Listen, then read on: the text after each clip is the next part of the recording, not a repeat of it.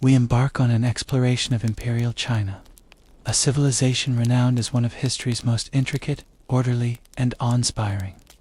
For more than 2 millennia, its achievements in scientific discovery, philosophical thought, military strategy, artistic expression, and governmental administration were unparalleled, setting benchmarks for the world. Yet an uncritical admiration is the Forbidden City, while appearing magnificent from a distance, concealed a reality for its inhabitants that was far from enchanting.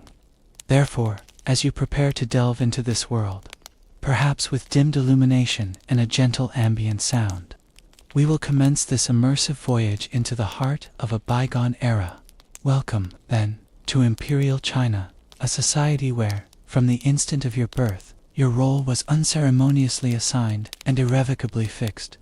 Conceive of the social hierarchy as a towering multi-layered cake, with the significant caveat that you inhabit the dry, forgotten bottom tier, and the luxurious frosting from the upper echelons never ever descends to your level. At the apex resides the Emperor, often referred to as the Son of Heaven, a rather grand title, until one grasps that heaven offers no customer service for grievances. He governs under the mandate of heaven, a principle signifying that as long as agricultural yields are plentiful and rebellions remain suppressed, his divine authority is secure. Should circumstances take a downturn, well, it seems heaven has reconsidered. A new dynasty is then in order. Positioned beneath him are the scholar officials, men who dedicated the majority of their existence to memorizing Confucian scriptures, dispensing unsolicited philosophical quotations, and acquiring stooped postures from years spent over bamboo scrolls, and cultivating an air of social preeminence. Their passage through the imperial examinations was akin to a high-stakes, standardized test, where failure condemned one to a life of perpetual poverty. Following them are the farmers indeed, the soiled, sun-weathered, perpetually undernourished, the foundation of the societal structure. Confucian principles, in theory, held them in esteem. They were, after all, the providers of sustenance for the empire. Regrettably, respect seldom translated into dental benefits or meal breaks. Next in line are the artisans, the individuals who crafted objects with their hands, paper, porcelain, elegant fans, and considerable frustration.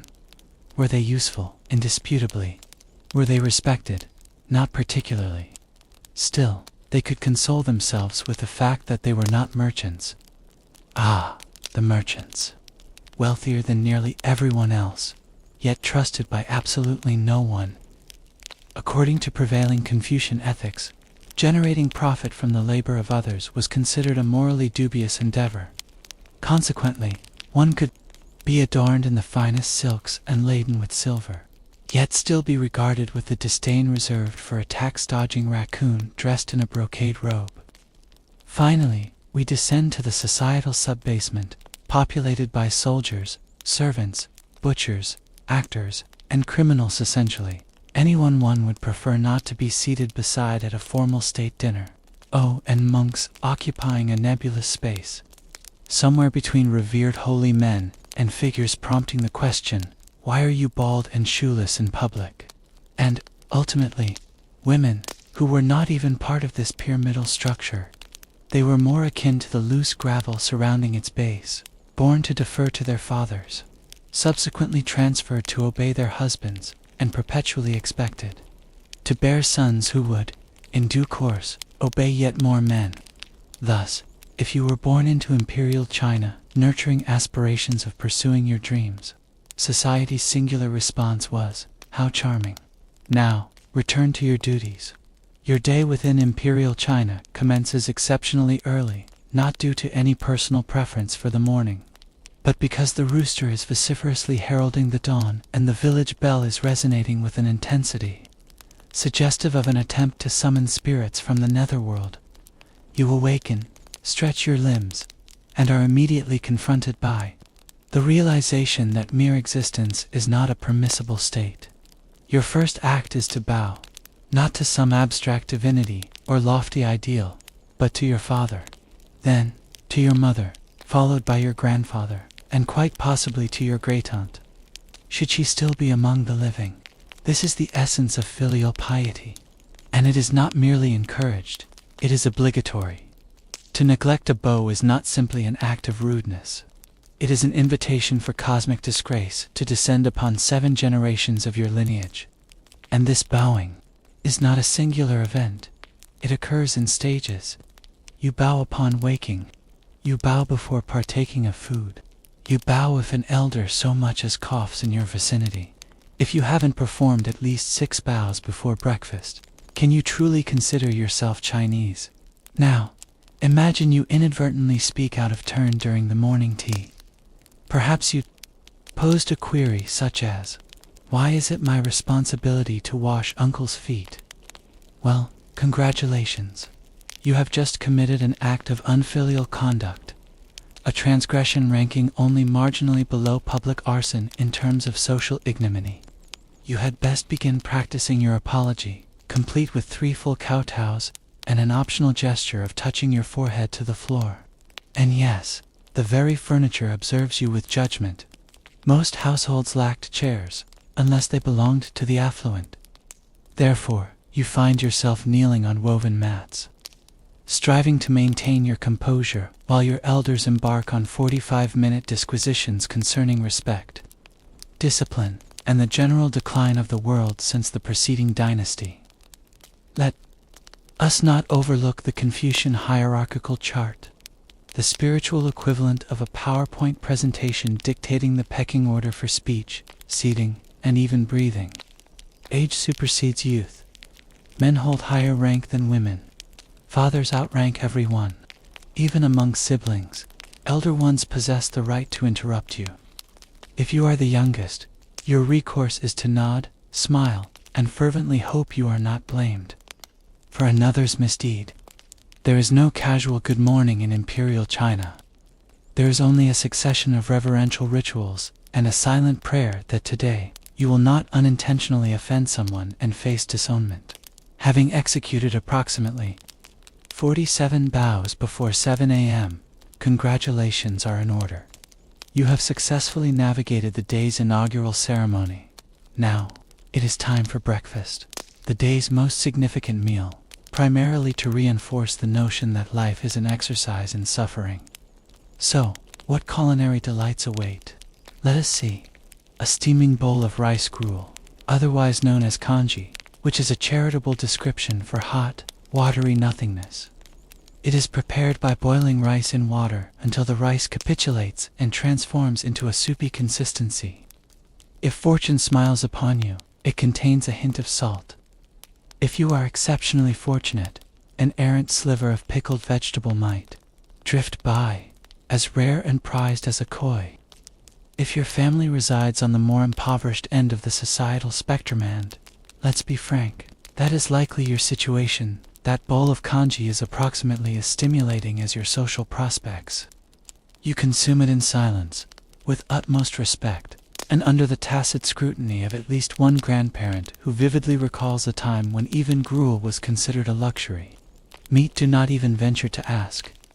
That is reserved for festivals, weddings, and imperial officials who have not set foot in a rice paddy since the Han Dynasty. Eggs are a possibility, but they are typically preserved in salt or ash until they bear a resemblance to fossilized despair. Should someone present pork belly, you immediately ascertain whether visiting relatives have arrived or if divine intervention has occurred. Tea is served, naturally, not for purposes of relaxation, but because unadulterated water is viewed with suspicion.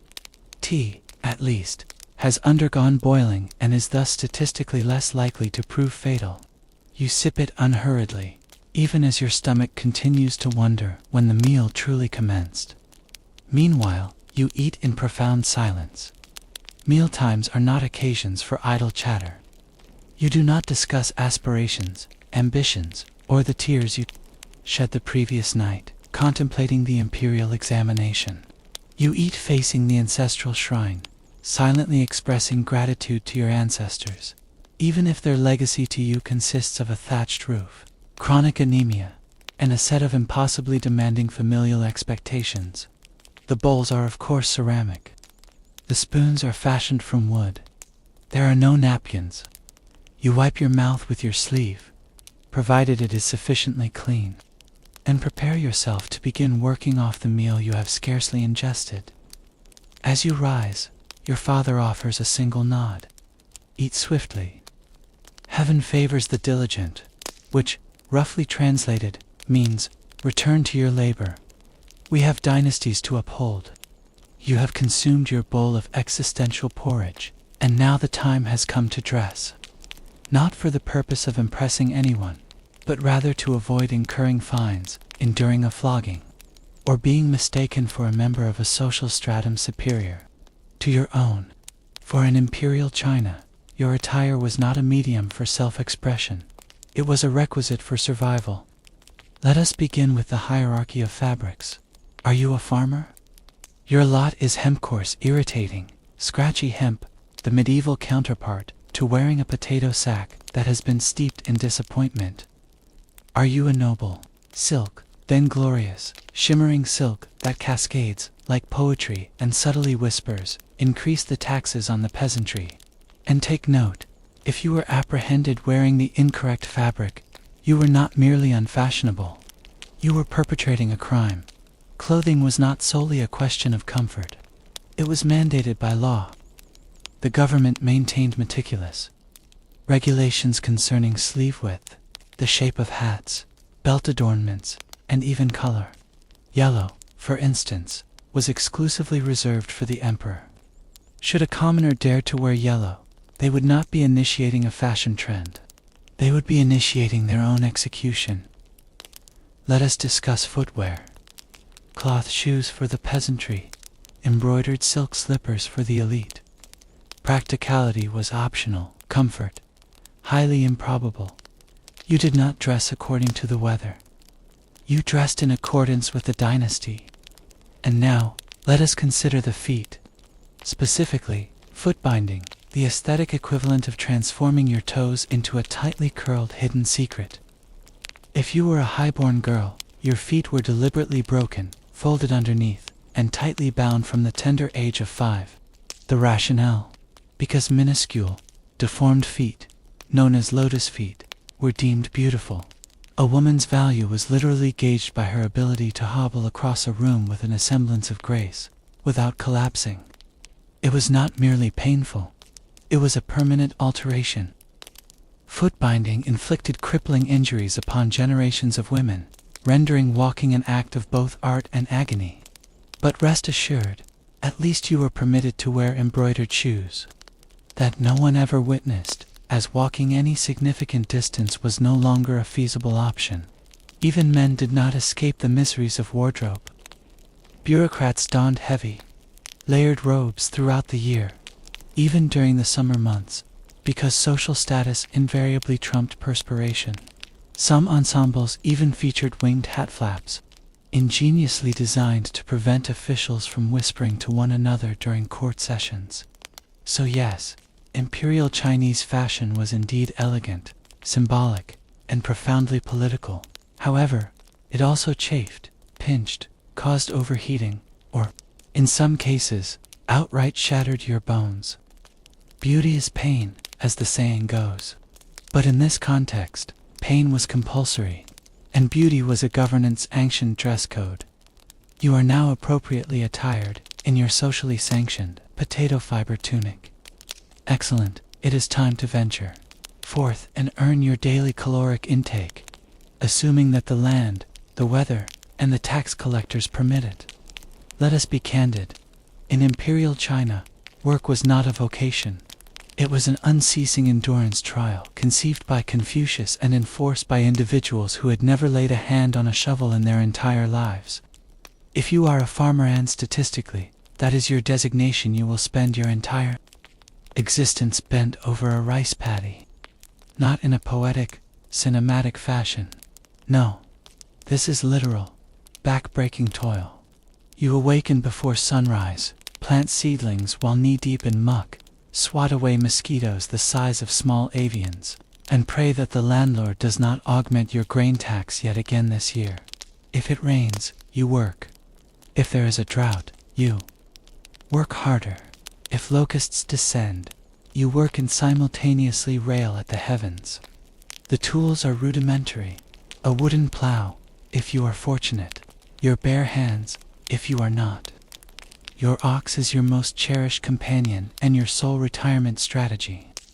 Lose him, and it is merely you pitted against 10 acres of unyielding disappointment. Now, let us suppose you are a woman. Your workload encompasses a sequel. You will assist in the fields, and additionally cook, clean, spin thread, weave fabric, raise children, and somehow still be held accountable when dinner is tardy, or your husband sneezes in an untoward manner. Rest. That is an indulgence reserved for noble ladies while they engage in poetic debates. Artisans fare little better. You expend hours crafting pottery, paper, or tools by hand, only to sell them for a sum barely sufficient to procure stale tofu, and merchants, while technically wealthier, are socially stigmatized. You could purchase half the village and still be treated as a walking embodiment of moral failing. Then there is corvée labor, government-mandated service. One day the emperor may require a new road, canal, or mausoleum. Guess who will be contributing to its construction, free of charge, with a smile and no footwear? Should you refuse, you are branded a criminal, or worse, a rebel. And at the culmination of it all, you trudge homeward, caked in dirt, to a bowl of thin porridge and the quiet contentment of having not perished. Today, in Imperial China, work does not liberate you. It merely ensures you are too exhausted to contemplate rebellion. The Imperial examination system, the grand conduit to upward social mobility. Or, as it is more accurately characterized, China's eternal chamber of written torment. If you were a male born with even a sliver of ambition and a family possessing slightly more wealth than common dirt, your life's trajectory was ostensibly clear. Pass the civil service examination, succeed, and you would ascend to the status of an official respected, powerful, adorned in silk robes, and privileged with actual chairs upon which to sit.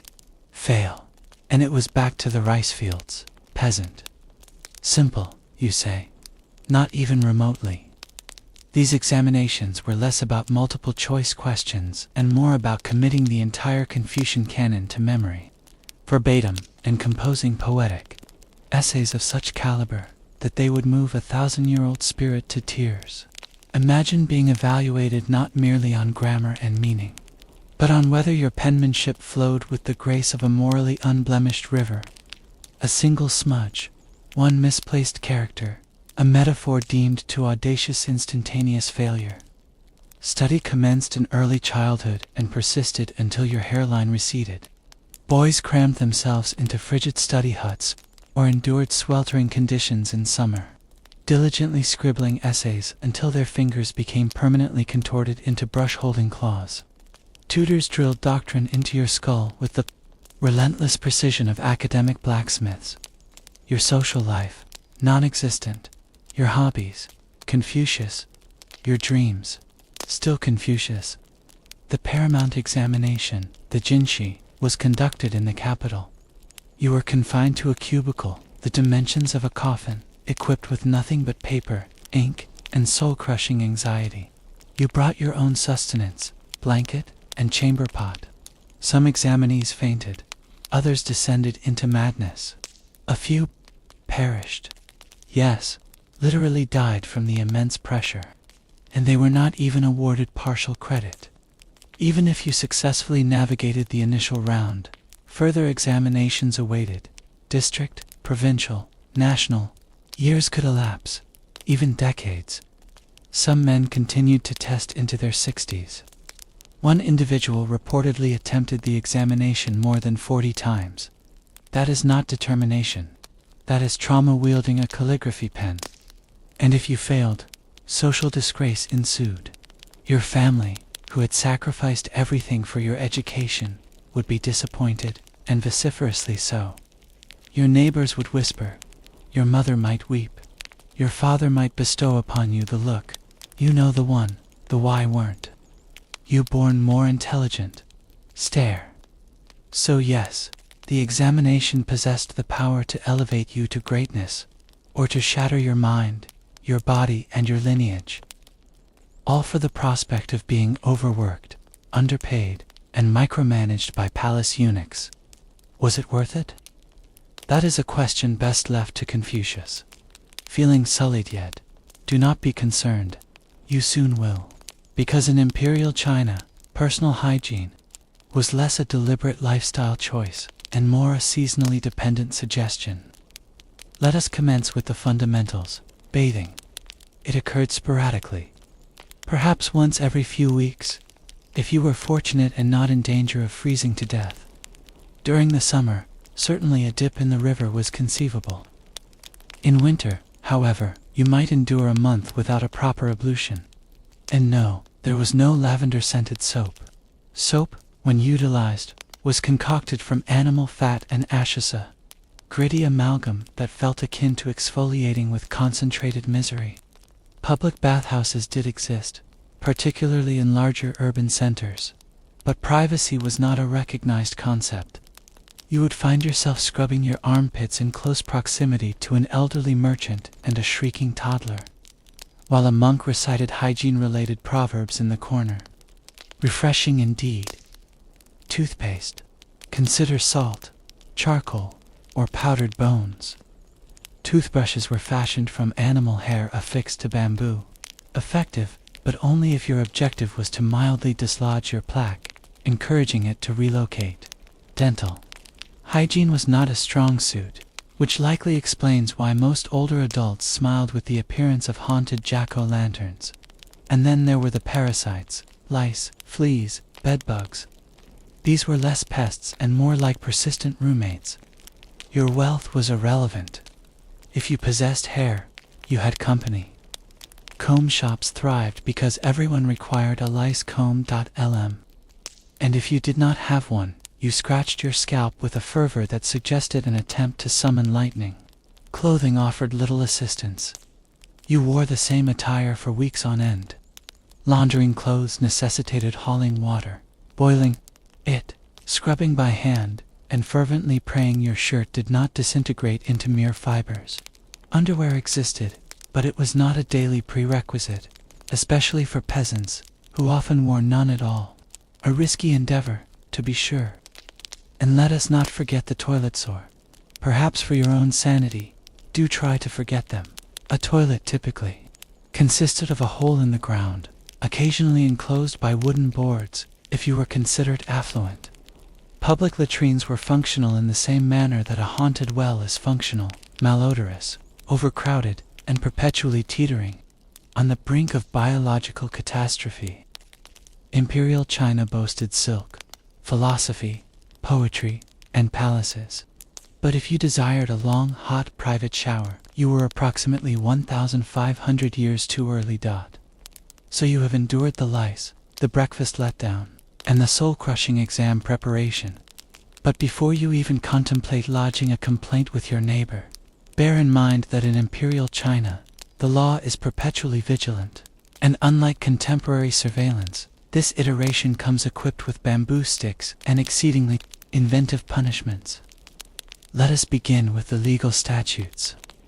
Imperial dynasties, particularly during the Tang and Qing eras, were renowned for their exhaustively detailed laws.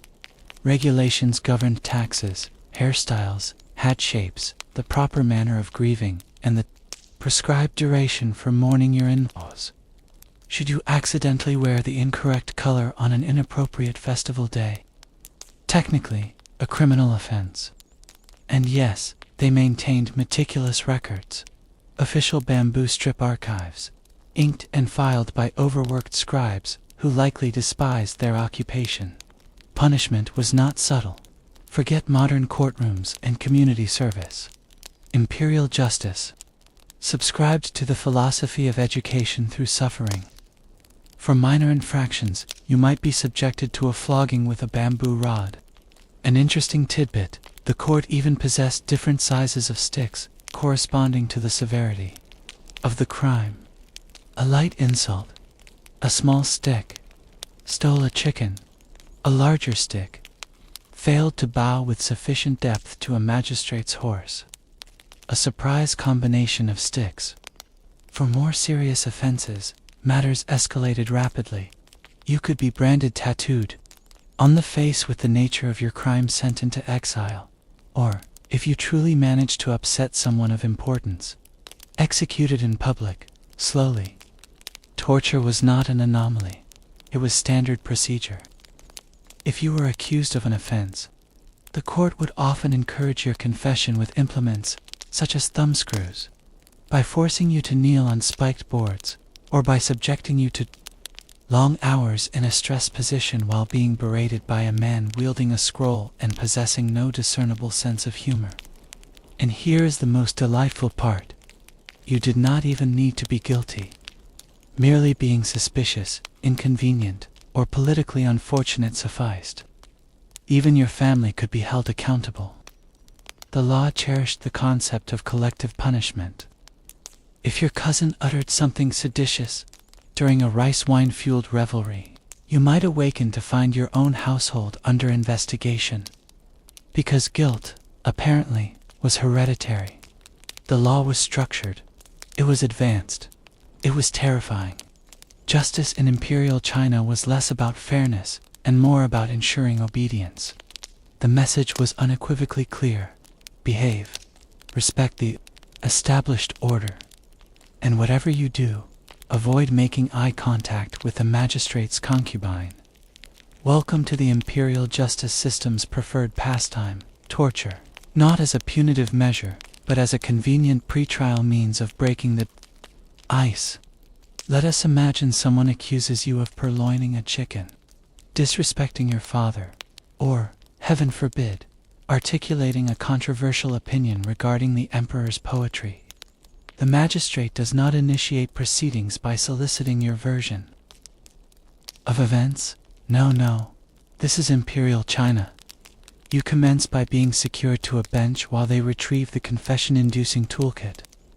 First on the agenda is the bamboo rod, employed for beating your back, buttocks, or thighs until you are thoroughly repentant for crimes you may not even comprehend. This was not random brutality. They maintained official punishment logs meticulously, counting every stroke with bureaucratic exactitude. 30 lashes for theft, 45 for prevarication, and 1 bonus lash for excessive squirming. Still professing innocence, it is time for an upgrade.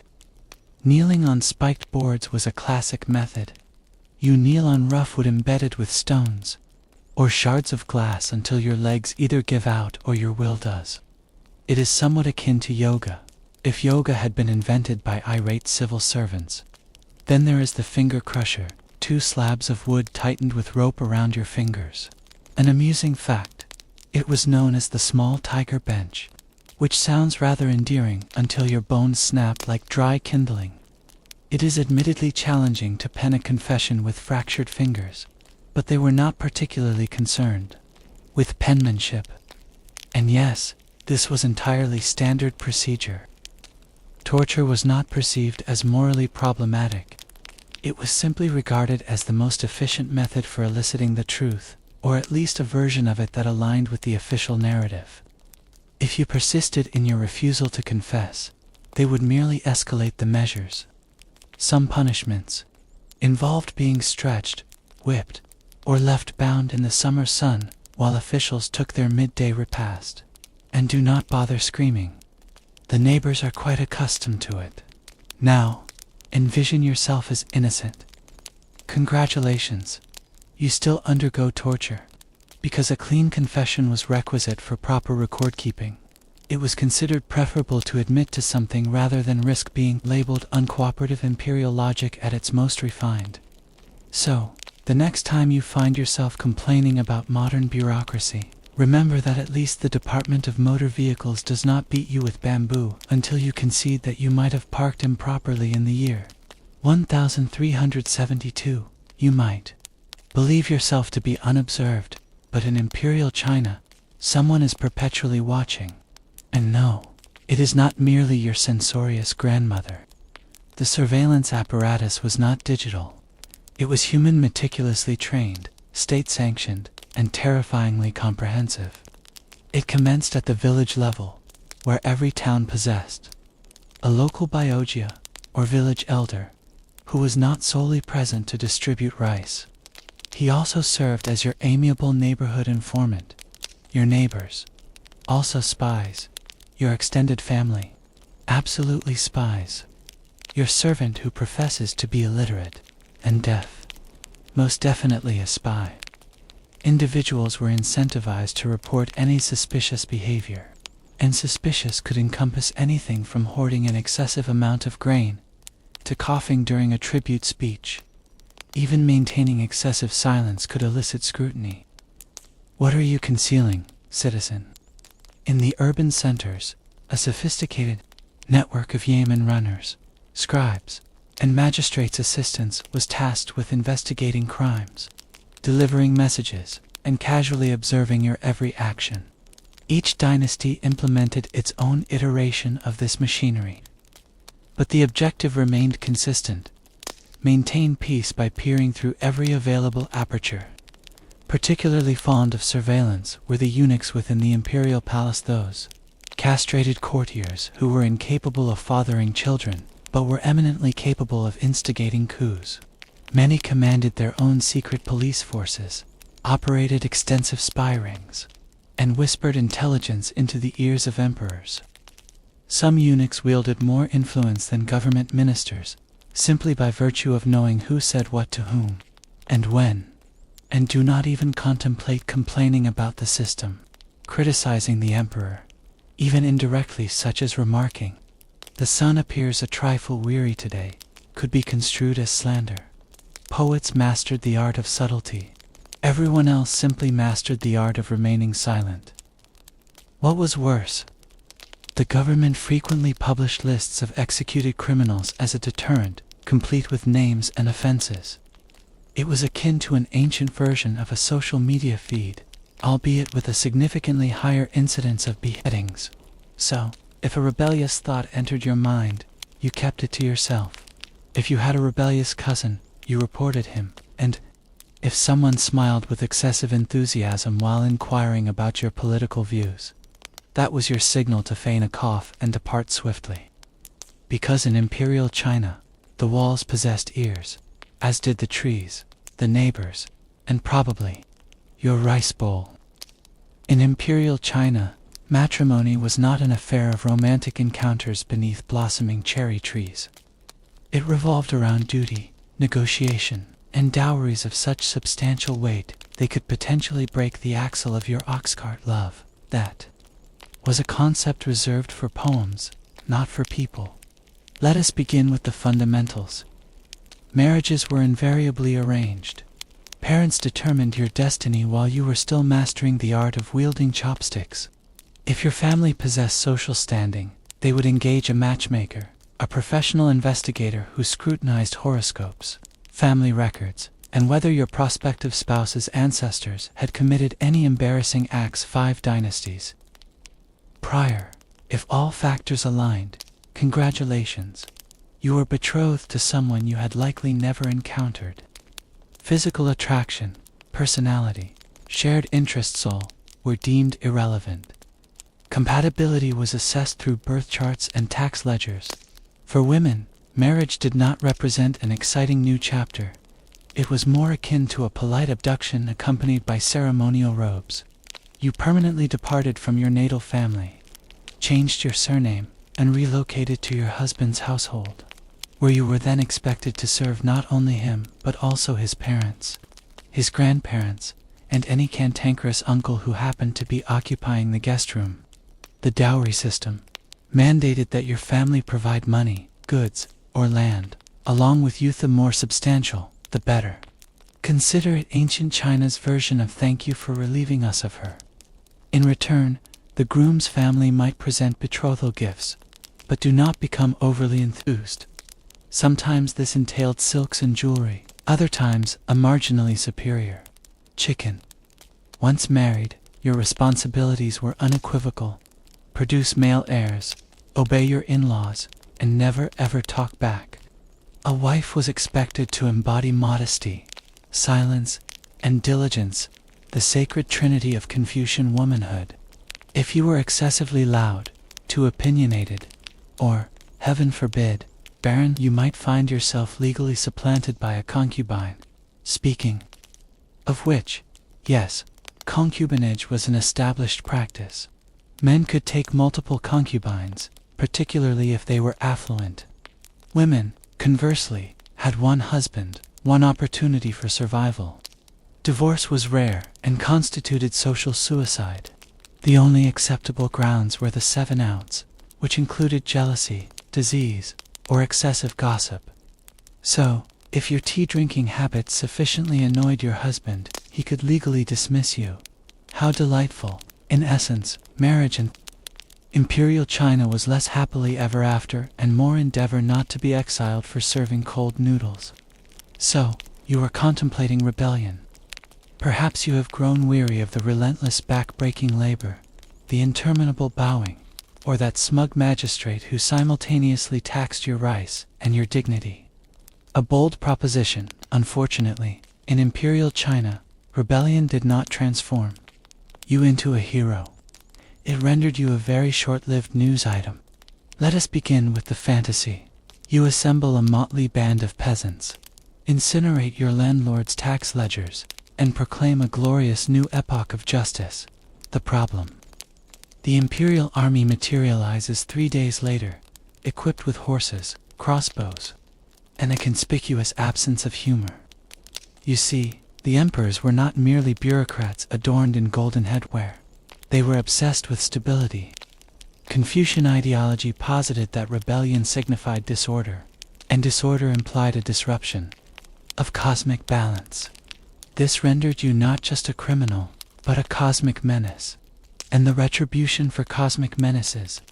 Dramatic, you would be apprehended, paraded, subjected to torture, and frequently executed in a manner specifically calculated to discourage creative thinking. Public beheadings were a popular method. So was quartering. One emperor reputedly favored slow slicing, a charming technique wherein you were repeatedly incised until both your official paperwork and your torso were deemed complete. And the repercussions did not cease with you. The imperial government had a particular fondness for collective punishment.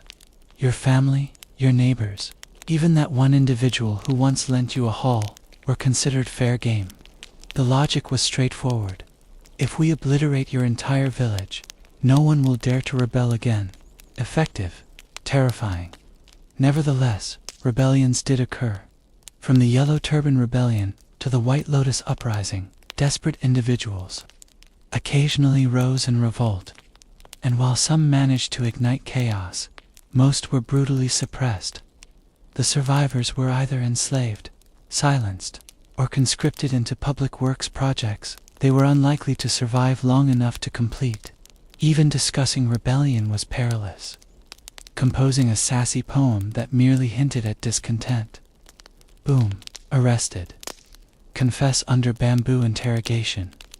If you were fortunate, you were exiled to the outer provinces to contemplate your actions in some cold, rocky, and strategically flea-infested locale. So yes, rebellion sounded romantic, the stuff of dramas and legends, but in reality you were far more likely to become a cautionary tale, meticulously carved onto a public plaque. If you wished to change the system, it was best to keep your head down literally. Perhaps you mused. If I cannot succeed as a peasant, maybe I shall ascend through the ranks, excel in the examinations, and enjoy a comfortable existence as a government official. How quaint. Welcome to court life in Imperial China, where, yes, the tea is served hot, the robes are fashioned from silk, and the palace floors are polished to a divine shin, but so too are the knives concealed behind everyone's backs. Let us commence with the Forbidden City, the Emperor's heavily fortified wonderland. Within its walls, everyone is simultaneously smiling and plotting. Eunuchs, ministers, concubines, scholar officials, all ensnared in a perpetual game of polite treachery. The only pursuit more cutthroat than court life was actual throat cutting, which also occurred with considerable frequency. If you were an official, your every move was scrutinized, not merely by spies, but by rivals eagerly awaiting your misstep. File a report containing an incorrect character.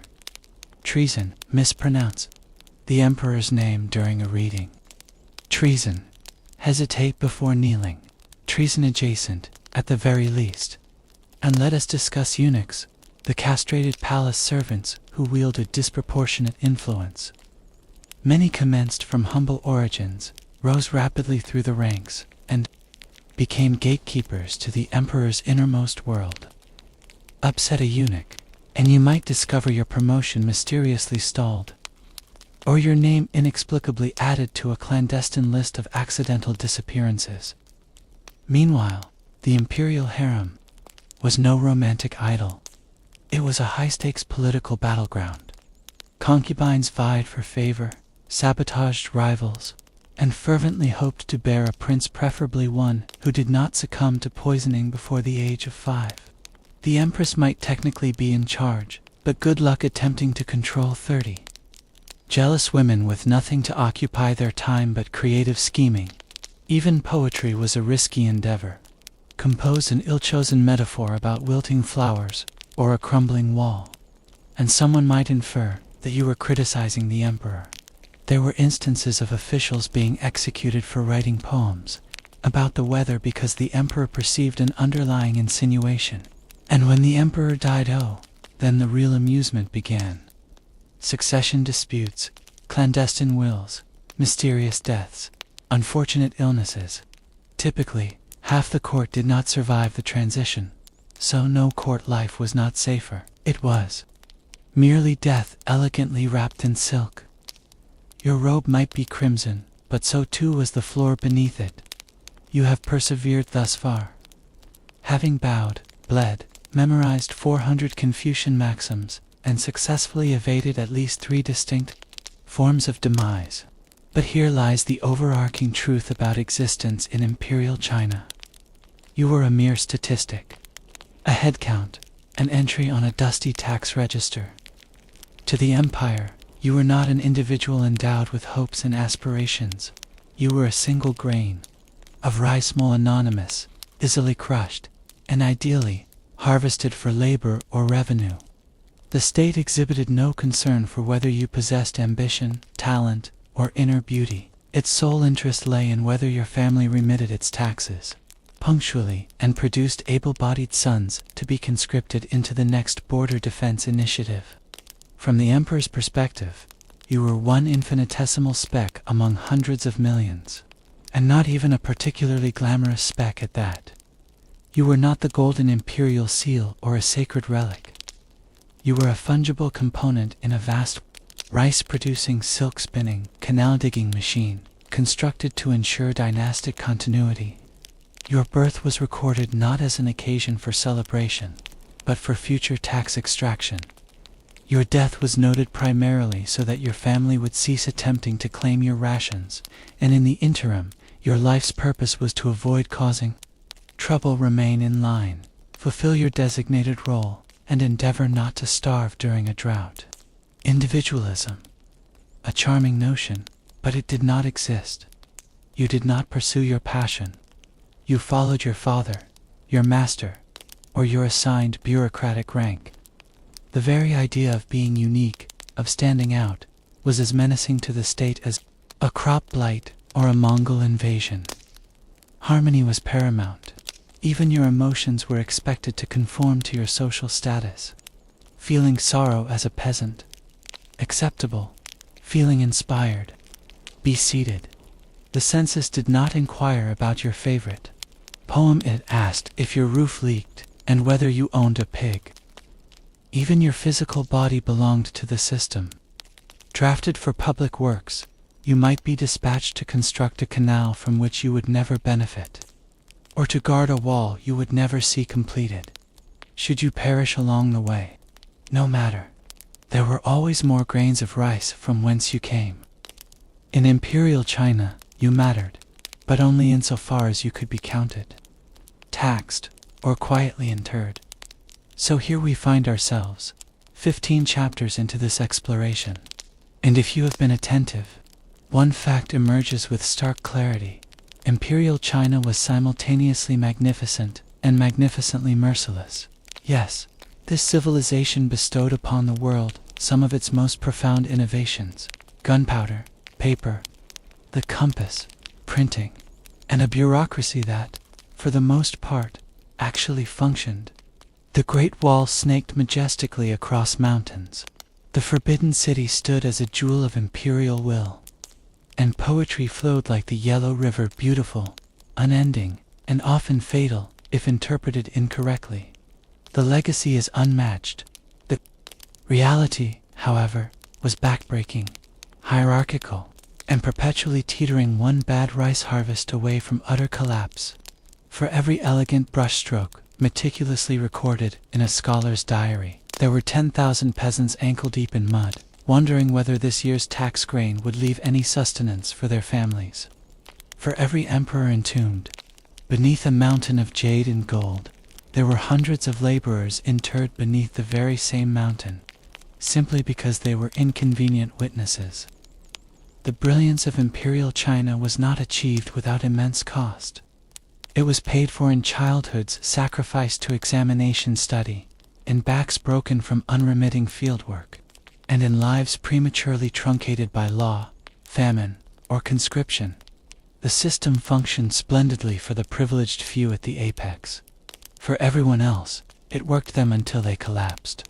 And the most tragic aspect: most of them accepted this state of affairs, not because they harbored a love for oppression, but because the system had successfully convinced them that it was the natural order of things, that heaven had divinely appointed their emperor, that filial piety, obedience, and silence were cardinal virtues, and that enduring suffering quietly was, in itself, a form of virtue. That legacy, the inherent duality of splendor and suffering, is what continues to resonate today. When people reflect upon Imperial China, they often visualize the calligraphy, the architecture, the philosophical quotations etched into stone. They do not always perceive the concubine poisoned within the harem, the starving mother bartering her comb for a handful of rice, or the scholar who, having failed the imperial examination for the 7th time, simply vanished without a trace. So no, you would not have lasted a single day in Imperial China, not because you are inherently soft, but because that world was not constructed for mere survival. It was built for endurance, for tradition, and for absolute control. And yet, through it all, the empire endured, the people endured, but only a scant few of their stories were ever truly told. In the spring of 1846, the great westward migration was in full momentum. The Oregon Trail throbbed with activity. Oxen plodded laboriously, wagon wheels emitted their characteristic creak, and families clung to dreams of fresh starts. Among these sojourners was a contingent of approximately 30 individuals, spearheaded by brothers George and Jacob Donner and the businessman James F. Reed. They were not prospectors seeking fortune or thrill-seeking adventurers. They were farmers, artisans, mothers, and children, all pursuing the promise of California's abundant valleys. Their timing appeared impeccable. The heavy snows were months away, and the well-trodden westward path had safely conveyed thousands. Before them, however, the Donner Party, which would later grow to include 87 people, committed a single, critical misjudgment that would steer them inexorably towards catastrophe. They opted to take a shortcut. This alleged shortcut was the Hastings Cutoff, an unverified route promoted by Lansford Hastings, an opportunist who, ironically, had never traversed it himself with a wagon train. It promised to curtail the journey by several weeks by cutting directly through Utah's formidable Wasatch Mountains and the desolate Great Salt Lake Desert. Hastings had dispatched guides ahead to leave letters encouraging emigrants to adopt his new, untested route. The Donner Party, placing their trust in these missives, diverged from the established trail and followed his ill-fated suggestion. Initially, spirits remained buoyant. The group comprised children, elderly parents, and entire families who sang hymns in the evenings and held fast to their hopes. But difficulties arose swiftly. The Wasatch Mountains proved far more treacherous than Hastings had asserted. Wagons had to be disassembled, arduously hauled piece by piece over rugged terrain, and then painstakingly reassembled. Progress decelerated to a crawl. Tempers began to fray. Essential supplies dwindled alarmingly. Then came the desert. The Great Salt Lake Desert was a brutal, shimmering expanse of desolation. Hastings had assured them it would take a mere 2 days to cross. It consumed 5. Water barrels were depleted. Animals, exhausted and dehydrated, collapsed. Oxen, driven mad by thirst and heat, became unmanageable. Entire wagons, laden with precious belongings, were abandoned in the alkaline dust. They had already forfeited invaluable time, and winter was no longer a distant concern. By the time they rejoined the main trail, weeks had been lost. Other wagon trains were already safely over the Sierra Nevada. The Donner Party, depleted and critically behind schedule, pressed onward, oblivious to the fact that the most harrowing segment of their journey still awaited them. The dream of California persisted in their minds, but the unforgiving mountains cared little for dreams, and soon neither would starvation. By late October of 1846, the Donner Party finally arrived at the eastern foothills of the Sierra Nevada mountains. This was intended to be the last significant impediment before their descent into the promised fertile lands of California. But the mountains were not merely lofty. They were unyieldingly merciless, and winter was descending with uncharacteristic earliness. The party was now fragmented. Some families had managed to push ahead, while others, notably the Donners and the Reeds, trailed behind, encumbered by damaged wagons, injured oxen, and profound exhaustion. Snow began to fall, initially light, but soon becoming a relentless, heavy blanket. Within a matter of days, the mountain passes became utterly impassable. They established a camp at Truckee Lake, now known as Donner Lake, while others halted further back at Alder Creek. Rudimentary cabins were hastily constructed from pine logs and salvaged wagon components. They slaughtered their few remaining animals. Animal hides were repurposed into crude, makeshift tents. The snow continued its ceaseless descent, accumulating to over 6 feet, then 10. Hunger manifested rapidly. Rations were drastically reduced. The livestock was entirely consumed. They resorted to boiling strips of rawhide and gnawing on leather belts in a desperate attempt to find sustenance. One child tried to eat a blanket. Another chewed on a piece of bark until their gums bled raw. Each morning brought the grim discovery of another cold, lifeless body. Death moved with a slow, almost polite deliberation, then with cruel finality. Inside those wretched cabins, there was no warmth, only the acrid sting of smoke, the gnawing ache of hunger, and an oppressive silence. Mothers endeavored to comfort their starving children. Fathers stared blankly out at the interminable snow, mentally calculating the futile distance they might cover on foot. Arguments erupted frequently. Hope dwindled, becoming as thin and insubstantial as the mountain air. On November 12th, a ferocious blizzard sealed their dreadful fate. Snow piled up to the roofs of their makeshift shelters. Trees snapped under the immense weight. Any fleeting thought of escape was buried beneath a suffocating white silence. The pass was unequivocally closed, and the dream of California had vanished, supplanted by a single, desperate, all-consuming thought: survival. By mid-December, with no prospect of rescue materializing, 15 of the most robust members of the group formed what would later be known as the Forlorn Hope Party. 10 men and 5 women laboriously strapped crude, improvised snowshoes to their feet and embarked on a desperate attempt to traverse the mountains on foot, carrying only meager rations and the unbearable psychological burden of what horrors might lie ahead. Behind them, dozens remained at the encampment, starving, succumbing to the elements, and waiting in a frozen purgatorial existence. And for the members of the Forlorn Hope, the pressing question was not if they would survive, but rather who among them would perish first, and subsequently, who would be forced to consume their remains. On December 16, 1846, 15 desperate souls stepped out into the deep snow and effectively vanished into the annals of history. They were christened the Forlorn Hope, not by newspaper journalists, but by their fellow emigrants who watched.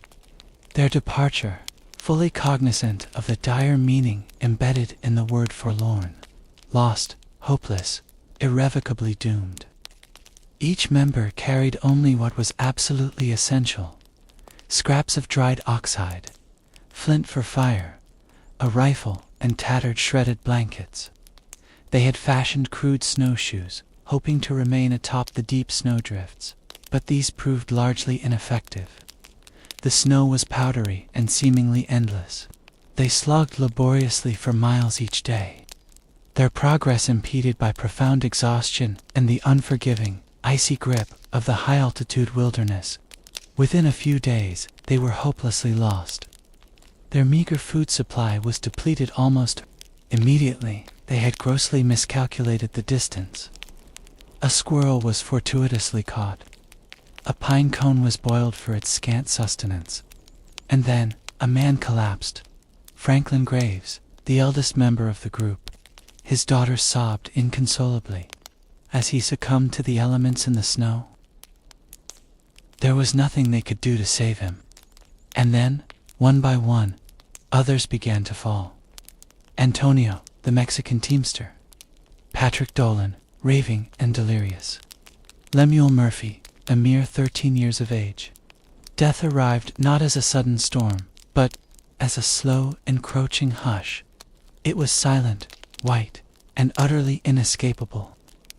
Then came the moment the unthinkable line was crossed, driven by sheer desperation and cold, grim logic.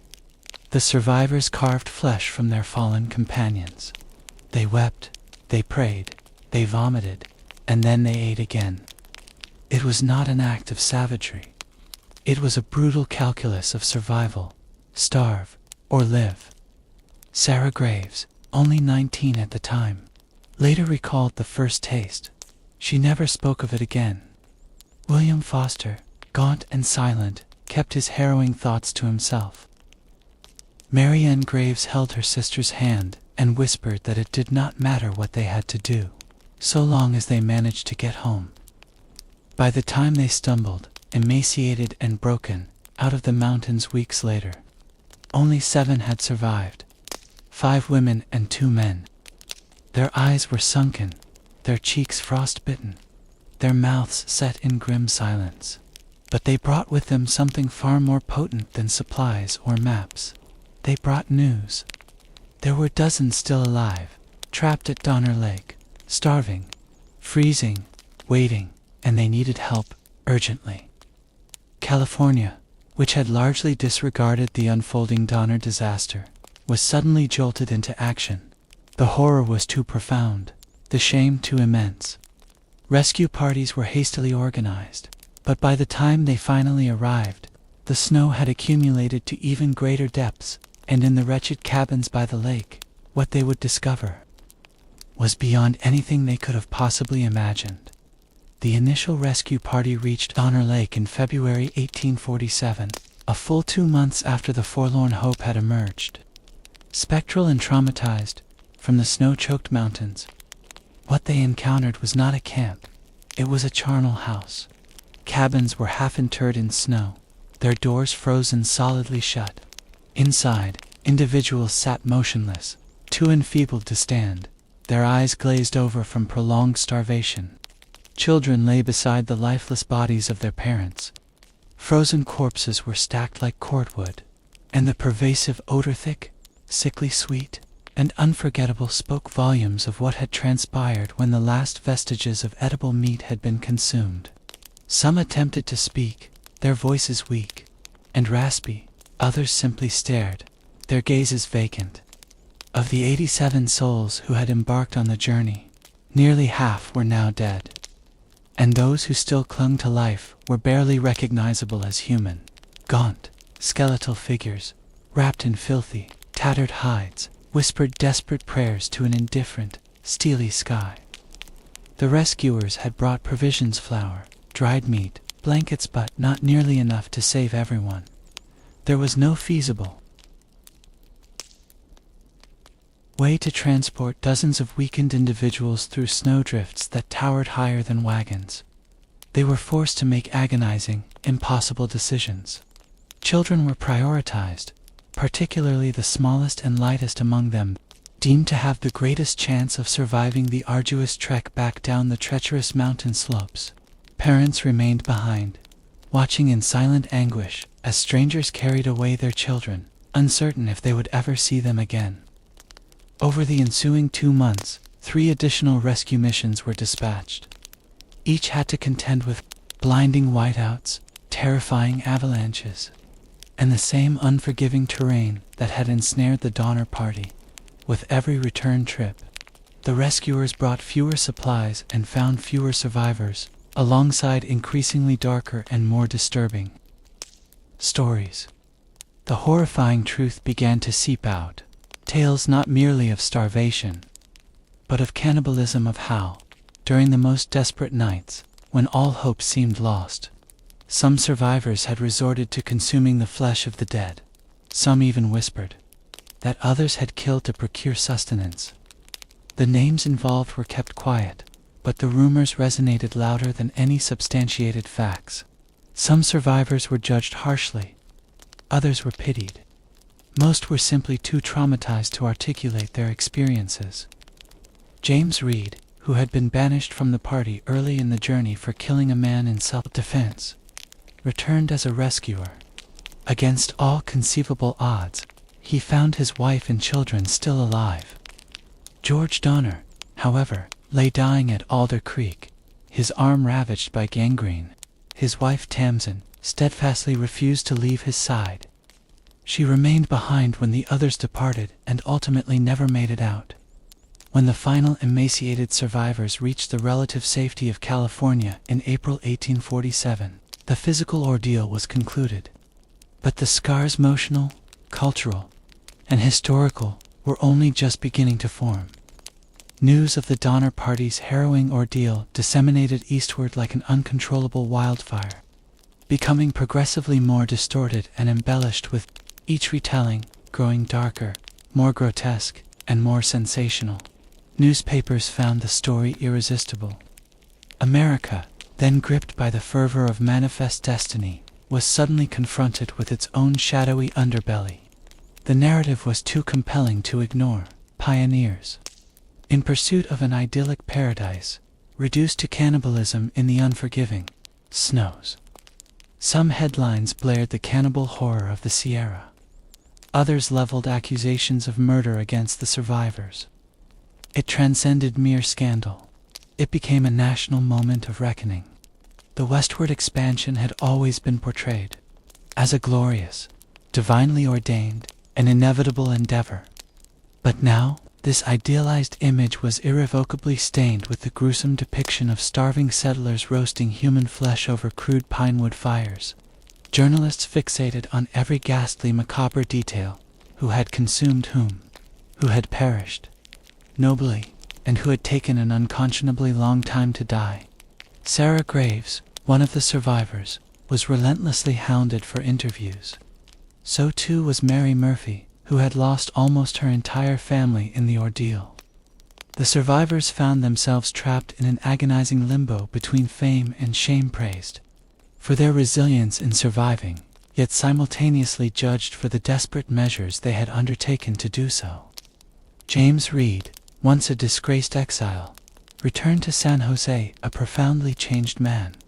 Haunted by his experiences but ultimately vindicated, his leadership during the rescue missions earned him a measure of public sympathy, and he dedicated much of his later life to attempting to protect the reputations of his fellow survivors. But even he could not entirely silence the insidious whispers. Tamsin Donner became an enduring tragic symbol, a devoted wife who remained with her dying husband, refusing rescue on more than one occasion. when she finally attempted to leave. With a group of men, she never reached safety. Her ultimate fate remained shrouded in uncertainty. Some accounts suggested she succumbed to the cold.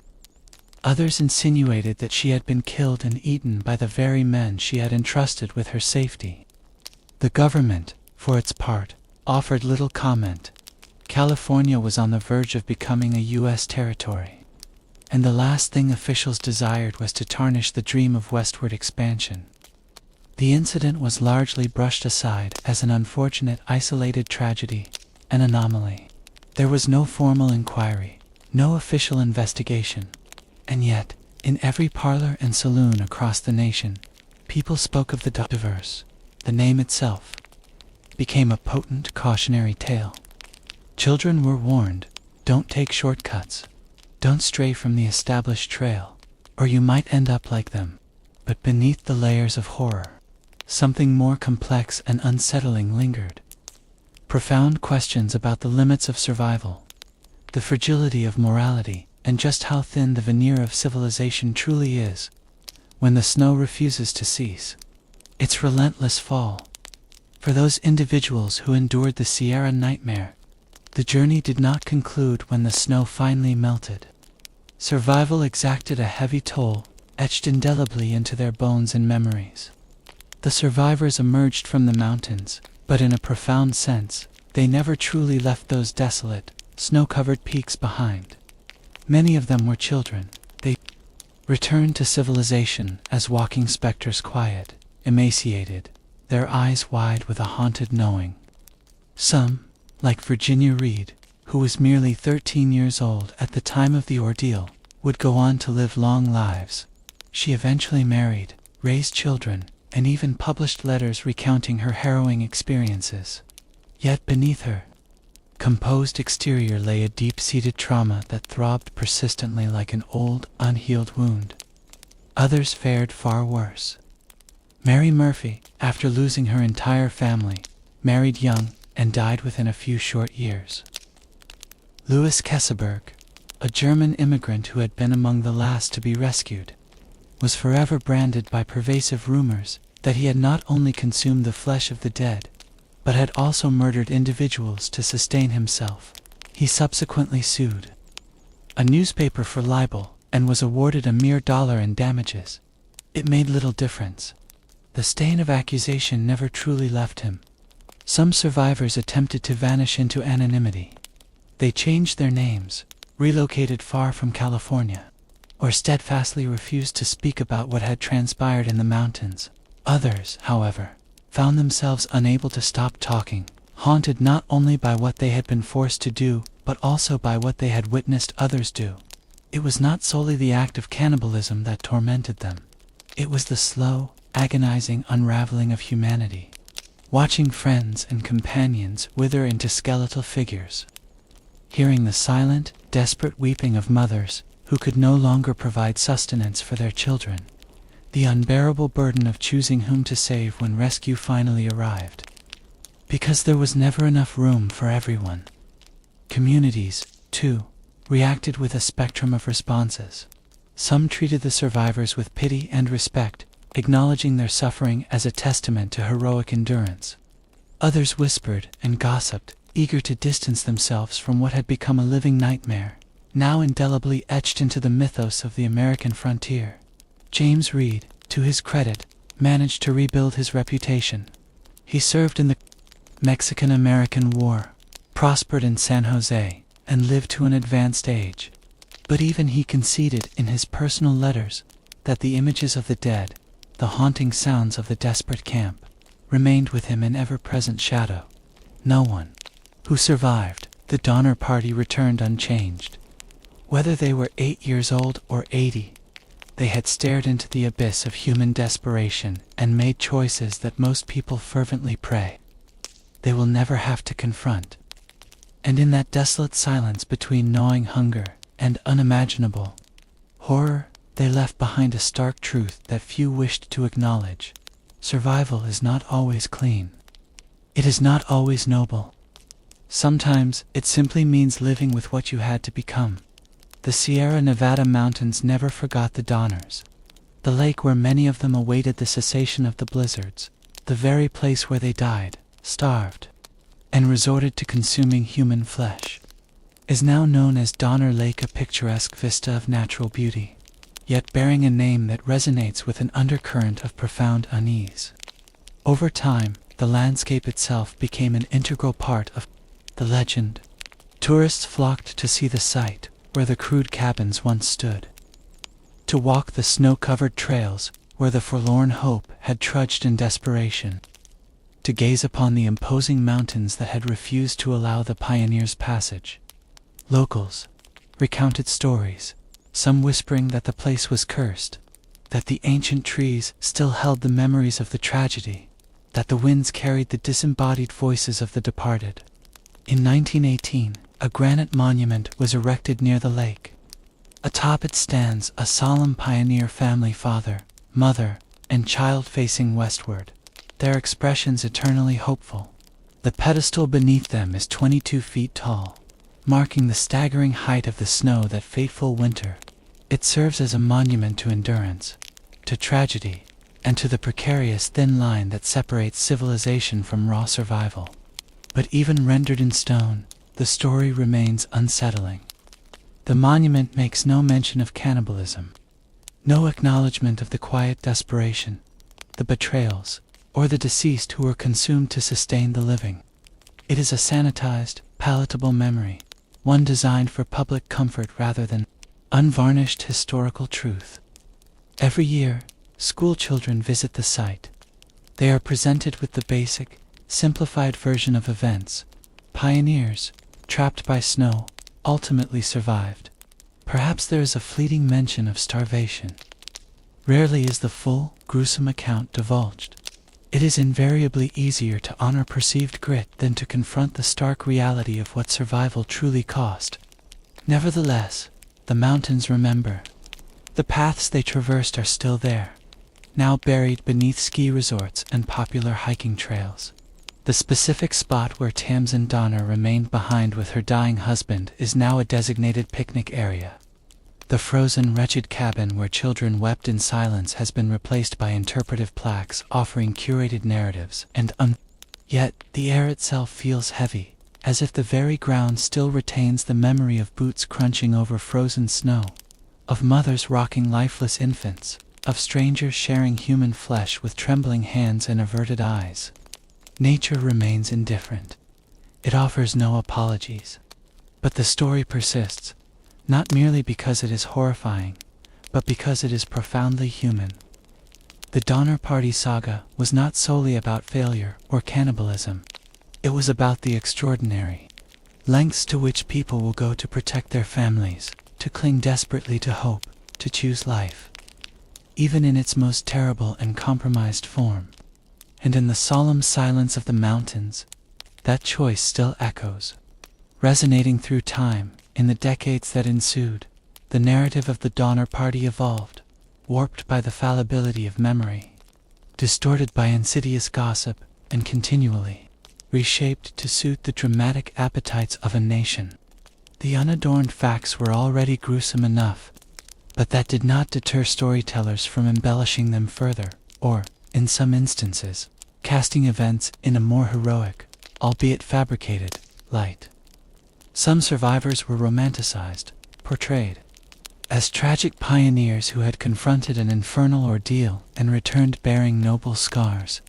Others, like Louis Kesselberg, became archetypal villains in the public imagination. He was accused of hoarding food, of murdering Tamsin Donner, and even of deriving a perverse enjoyment from the acts necessary for his survival. None of these grave accusations were ever substantiated. However, truth, in an era of printing presses and sensational dime novels, was seldom the foremost priority. The public craved extremes. They desired not nuance, but either martyrs or monsters. This pervasive climate made life after survival exceedingly difficult for those who had endured the nightmare. Every interview, every newspaper sketch, every fictionalized retelling reopened raw, painful wounds. Some survivors attempted to set the record straight. Virginia Reed, years later, published her own account of the events, in which she earnestly implored future pioneers to avoid perilous shortcuts and to heed the advice of those with proven experience. Others retreated into silence, worn down by the crushing weight of their memories and the world's morbid fascination with their suffering. By the late 19th century, the Donner Party had transitioned into the realm of folklore campfire stories, recounted in hushed, solemn tones. A cautionary tale imparted to schoolchildren, a potent metaphor for the perils of poor planning, for hubris, and for the dire consequences that can arise when people place their trust in misguided advice. The Hastings cutoff became infamous, a synonym for fatal, ill-conceived shortcuts. And over time, the most horrifying aspect of the story, the cannibalism, was often employed to obscure the deeper, more systemic tragedy that the entire ordeal could, in all likelihood, have been prevented. That flawed leadership, arrogant and unsubstantiated promises, and a pervasive lack of experience ultimately claimed more lives than the relentless snow ever did. Yet, there is something uniquely American in the persistence of this tale. It is not merely a story of failure, it is a story of obsession with movement, with reinvention, with the enduring fantasy of taming nature and dictating one's own destiny. The Donner Party served as a stark mirror, reflecting not just human desperation, but the inherent cracks in the myth of westward perfection, fracturing under its own immense weight. The truth is, there were no clear heroes, no definitive villains, only human beings confronted with impossible choices. And while the snows eventually melted and time marched inexorably forward, the haunting question never truly faded: what would you have done? Today, the Donner Party stands as more than a mere footnote in the annals of American history. It is a potent symbol, distorted by time, subject to ongoing debate, and profoundly uncomfortable in its implications. Unlike other celebrated tales of pioneering grit and triumph, this particular story refuses to sit neatly within the gallery of noble westward expansion. It is a narrative that still possesses the power to unsettle and provoke. We remember the cannibalism, yes, but that was merely the final, desperate act in a prolonged tragedy. The true and lasting legacy lies in the confluence of factors that led to it. The seductive illusion of shortcuts, the fatal consequences of poor leadership, and the blind faith placed in maps drawn by dreamers rather than seasoned realists. The Donner Party starkly exposed the inherent fragility of the American dream when pitted against the harsh, unyielding indifference of nature. And yet, within that catastrophic collapse, we also discern something else: an extraordinary capacity for endurance. The survivors did not simply make it down from the treacherous mountains. They rebuilt their shattered lives, married, had children. Some chose to remain in California, while others moved far away, seeking to escape the persistent whispers and haunting memories. A few even achieved a quiet, modest prosperity. Their lives were ultimately not defined solely by what they had done to survive, but by their resilient choice to continue living after enduring such unimaginable horrors. But the cost of that survival remains an eternal, somber truth. The site at Donner Lake still stands, preserved and imbued with a solemn atmosphere. Visitors walk amidst the pine trees and the melting snow, reading commemorative plaques that speak of hunger and courage. Tour guides narrate the story in quiet, respectful tones. Historians continue to argue over the precise details. Writers find themselves irresistibly drawn back to the narrative, again and again, because the Donner Party poses questions that history often prefers to avoid. What happens when every remaining option is the one you swore you would never, ever choose? What transpires when the dream of an earthly paradise transforms into a desolate, snowy tomb? And if raw survival is all that remains, does it still matter how that survival is achieved? There are no easy or satisfying answers, only lingering echoes and the silent testimony of bones buried beneath the snow. In the end, the Donner Party serves as a stark reminder that human strength is not measured in moments of glory, but in sheer resolve. Not in acts of conquest, but in the brutal, terrible, an unwavering choice to keep breathing, even when every comfort, every law, and every illusion of civilization has been mercilessly stripped away. So we remember them, not just for their actions but for what they endured, not as simplified legends or mere cautionary tales, but as people, terrified, determined, flawed, and profoundly human. And in the winds that sweep through the Sierra, their story still whispers among the trees, forever frozen in time, forever unfinished. Wu Zixin was not born into the echelons of royalty. Her origins lay in something far more perilous. Ambition, elegantly cloaked in silk.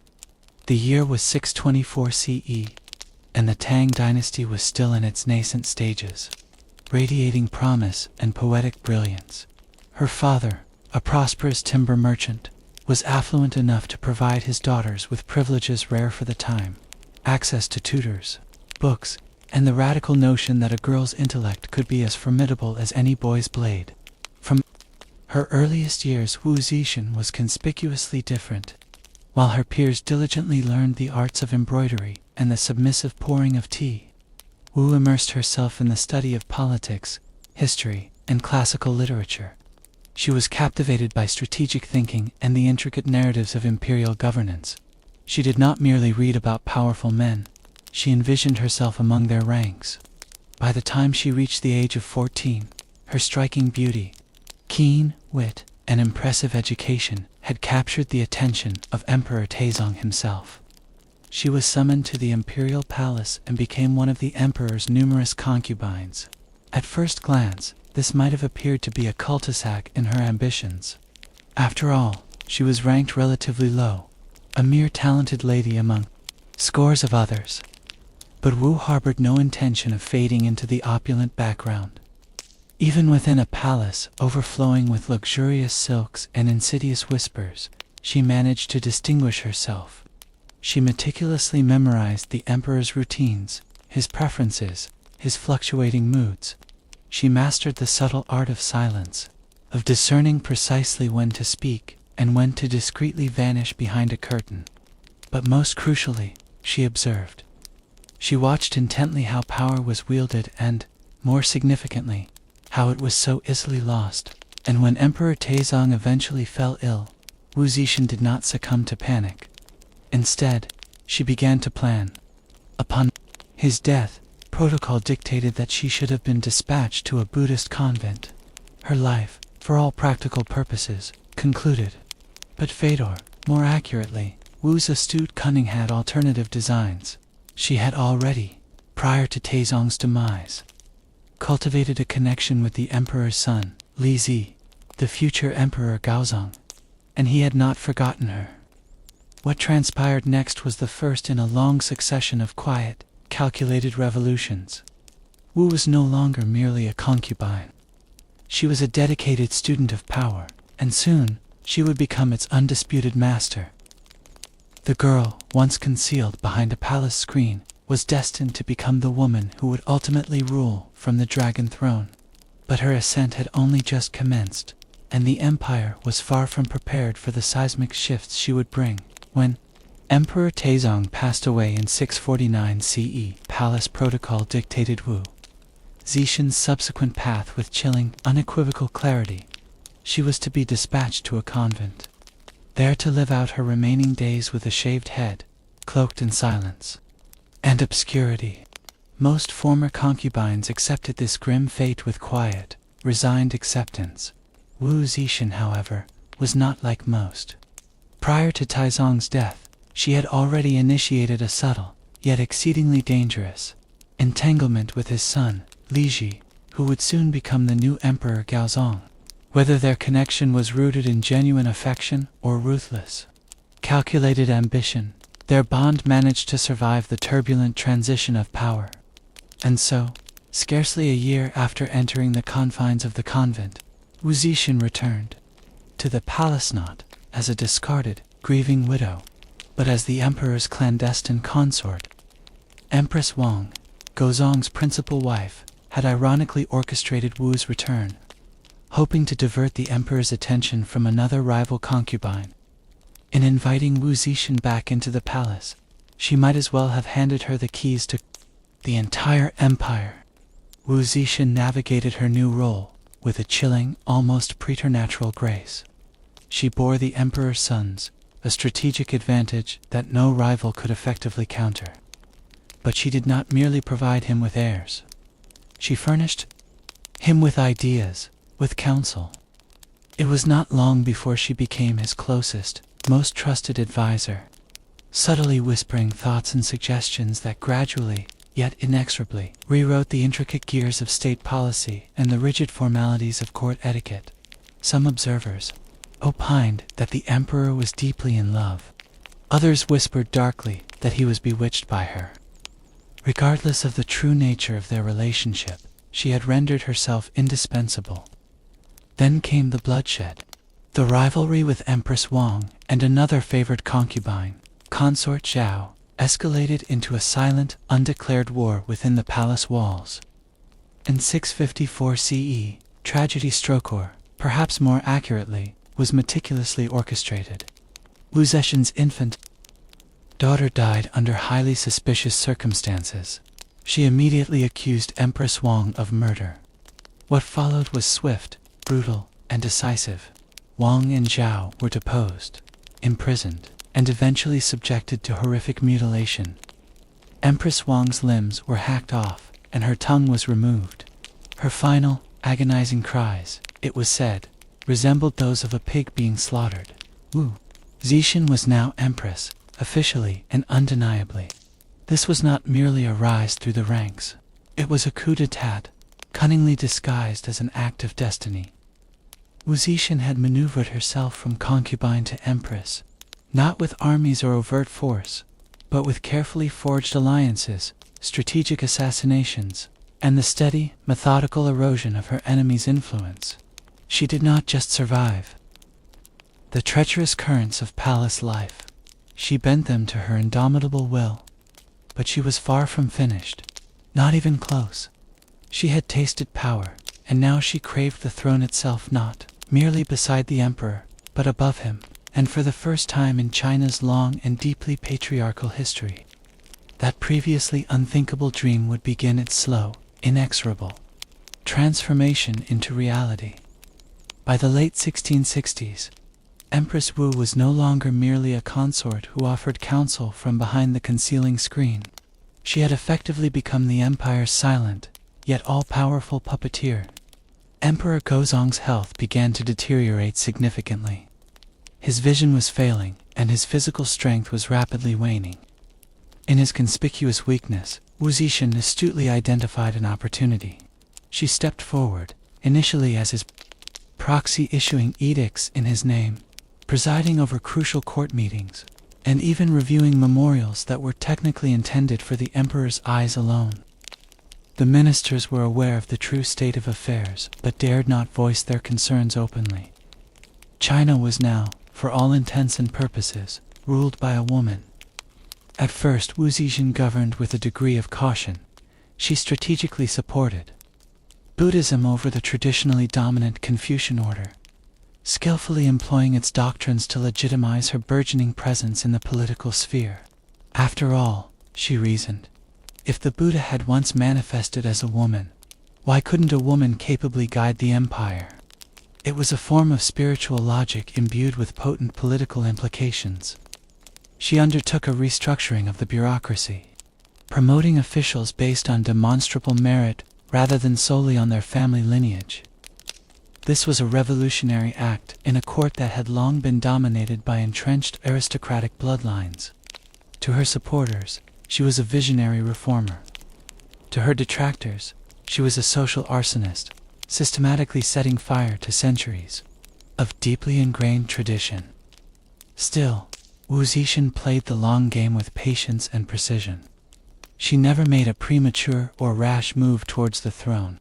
Instead, she waited, methodically removing rivals, carefully cultivating allies, and mastering the complex, nuanced language of statecraft. She planted informants like carefully sown seeds throughout the sprawling bureaucracy.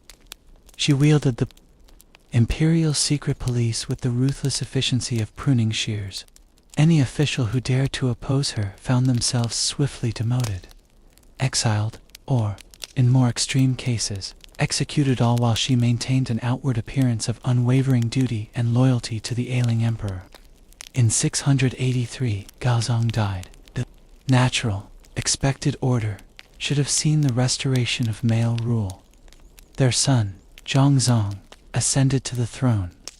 However, when he exhibited early signs of independence, daring to appoint his in-laws to significant positions of power, Wu Zi struck decisively. She had him demoted and promptly installed another son. Risong she deemed far easier to control as the new emperor. From her position behind the throne, she ruled with absolute authority as Empress Dowager and Regent. It was the perfect, almost impenetrable, disguise for her true power, a devoted mother ostensibly protecting the empire in her son's name. But soon, even the carefully maintained fiction of male rule began to chafe. Why continue to hide her true authority? The ministers grumbled amongst themselves. The court scribes whispered anxiously. China has never had a female emperor, they warned. It would be unnatural, a disruption of cosmic order. Wu Zixin listened to these murmurs. Then, quietly, methodically, she began to prepare a new name, a new dynasty, and a new unprecedented chapter in history, one where the emperor would wear a crown adorned with phoenixes, not dragons. She was no longer content to rule from the shadows. She was ready to claim the light. In the year 690 CE, Wu Zixin finally cast aside the concealing veil of indirect rule. There would be no more proxies, no more sons occupying the throne as mere figureheads with her hand guiding their every move. From behind, she formally declared the end of the Tang dynasty and announced the momentous birth of a new regime, the Zhou dynasty. The name was carefully chosen, evoking a golden age from ancient Chinese history, selected to imbue her rule with an aura of legitimacy and inherent virtue. She was no longer to be known as Empress Dowager Wu. She was now Wangdi Wu, Xixian, China's first, and indeed only, female emperor. The court was utterly stunned. Some scholars recoiled in profound outrage, vehemently citing ancient Confucian texts that explicitly depicted women as inherently obedient, modest, and properly confined to the inner chambers of the household. But Wu Zixin had already systematically rewritten the established rules. She surrounded herself with a cadre of loyal officials, promoted commoners who owed their assent entirely to her patronage, and ruthlessly crushed any nascent dissent before it had the opportunity to take root and fester. To further reinforce her mandate to rule, she leaned heavily on the tenets of Buddhism. Temples were constructed throughout the vast empire, all proclaiming her as the earthly reincarnation of Metra, the future Buddha. One monk even conveniently discovered a scripture declaring that a woman would one day rule the world and usher in an era of universal peace. Coincidentally, that prophesied woman was, at that very moment, seated upon the throne. She commissioned portraits of herself, depicted seated on the throne with an air of calm, unwavering authority, and had inscriptions carved into stone monuments that lauded her as a divine monarch. In a deeply patriarchal society, such actions were nothing short of outright heresy. And yet, remarkably, it worked. Wu Zixin governed with a carefully calibrated mixture of unyielding steel and subtle silk. She strengthened and reformed the civil service examination system, ensuring that bureaucrats were selected based on their demonstrable ability rather than their accident of birthright. She implemented significant agricultural reforms, successfully lowered the tax burdens on farmers, and managed to increase state revenue. Under her reign, the empire remained largely stable and prosperous. However, her immense power came at a considerable price. She relied extensively on a network of secret police that diligently sniffed out any hint of dissent, as pervasive as incense smoke in a temple. Court intrigues intensified. Critics mysteriously disappeared.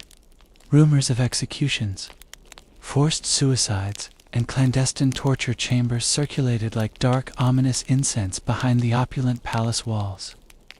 Even so, she ruled with an iron grace. She wore the dragon robe, the traditional attire of the emperor. She granted imperial audiences. She issued decrees under her own name. For a span of 15 years, Wu Zixun was not merely the most powerful woman in China. She was, unequivocally, the most powerful person. She had painstakingly climbed every single rung of a ladder she was never, by societal standards, meant to even touch. And now, she stood alone, resolute, at its very apex. Ruling China as its sole female emperor conferred immense prestige, but it also rendered Wu Zixun the unavoidable focal point of every lingering grudge, every deep-seated fear, and every wounded ego within the vast empire. She had systematically rewritten sacrosanct tradition, openly defied the established Confucian order, and consistently outmaneuvered generations of powerful noblemen.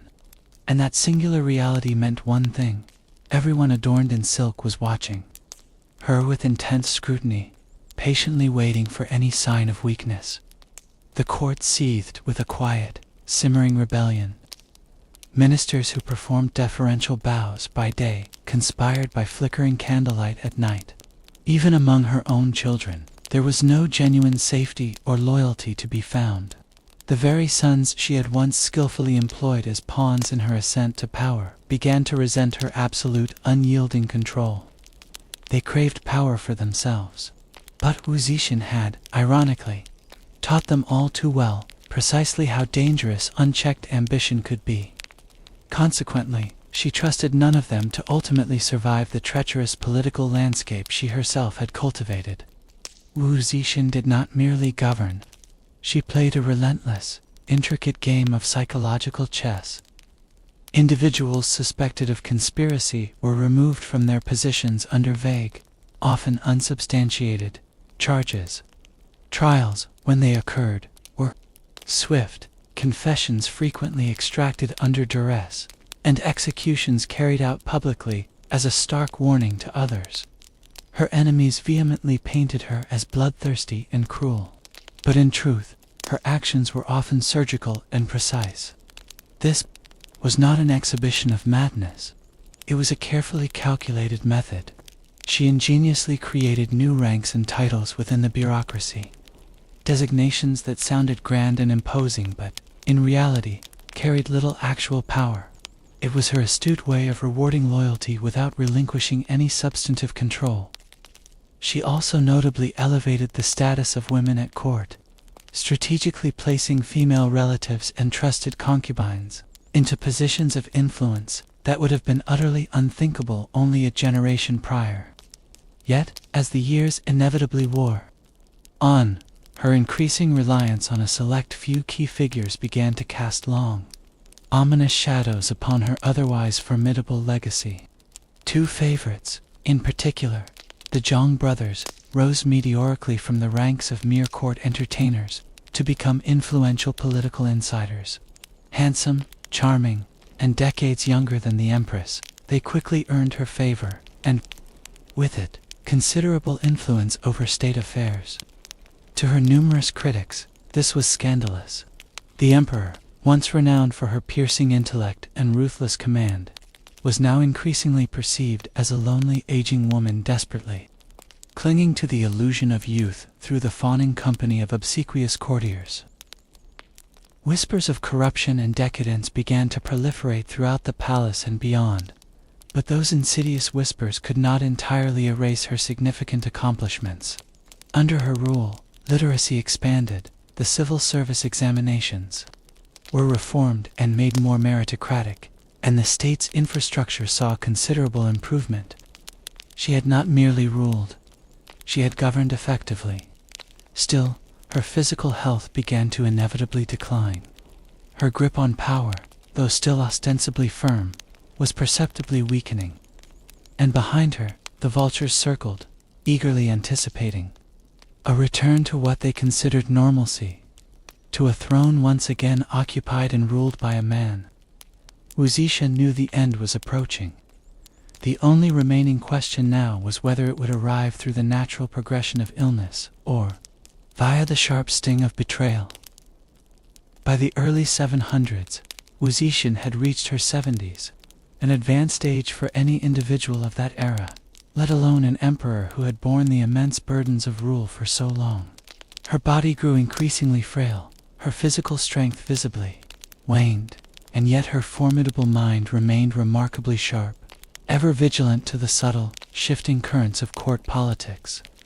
She continued to rule, but now often from a reclining couch positioned behind ornate golden screens, partially hidden from direct view, and those who were closest to her, sensing this encroaching weakness, began to circle like wolves. Her pronounced reliance on the Zhang brothers, Zhang Yizi and Zhang Changzong, became a significant source of ridicule and deep-seated resentment within the court. Once regarded as charming favorites, they were now widely viewed as corrupt who brazenly manipulated imperial decisions to further their own personal gain. Ministers who had long, albeit grudgingly, tolerated their presence began to actively plot their downfall. In 705 CE, the simmering tensions within the palace finally reached a breaking point. A group of senior officials and influential generals launched a swift, decisive coup. It was not a particularly bloody affair. It did not need to be. The empress was effectively surrounded, her key allies swiftly captured, and the Zhang brothers were summarily executed, their severed heads publicly displayed to the court as an unambiguous signal. The phoenix's once mighty wings had been irrevocably clipped. Faced with overwhelming irresistible pressure and her own rapidly deteriorating health, Wu Zixin had no viable alternative but to abdicate the throne. She was compelled to step down and formally restore her son, Zhongzong, to the imperial seat, the very same son whom she had previously removed from power.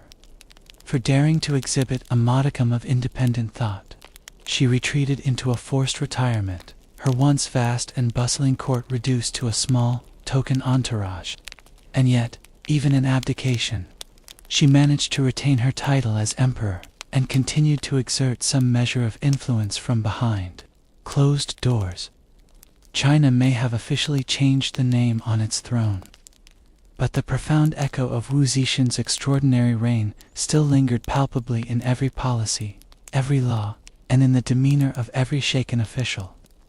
Now perpetually wary of another woman audacious enough to harbor her own ideas, she died later that same year. There was no grand tomb inscription, no flowery laudatory epitaph. Her name was quietly, almost furtively removed from official historical records. The restored Temps dynasty attempted to erase her presence as thoroughly as they possibly could.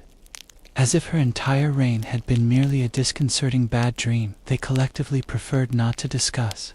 But history, much like Wu Zixin herself, proves remarkably difficult to silence. For decades afterward, poets and scholars engaged in fervent debate about her true nature.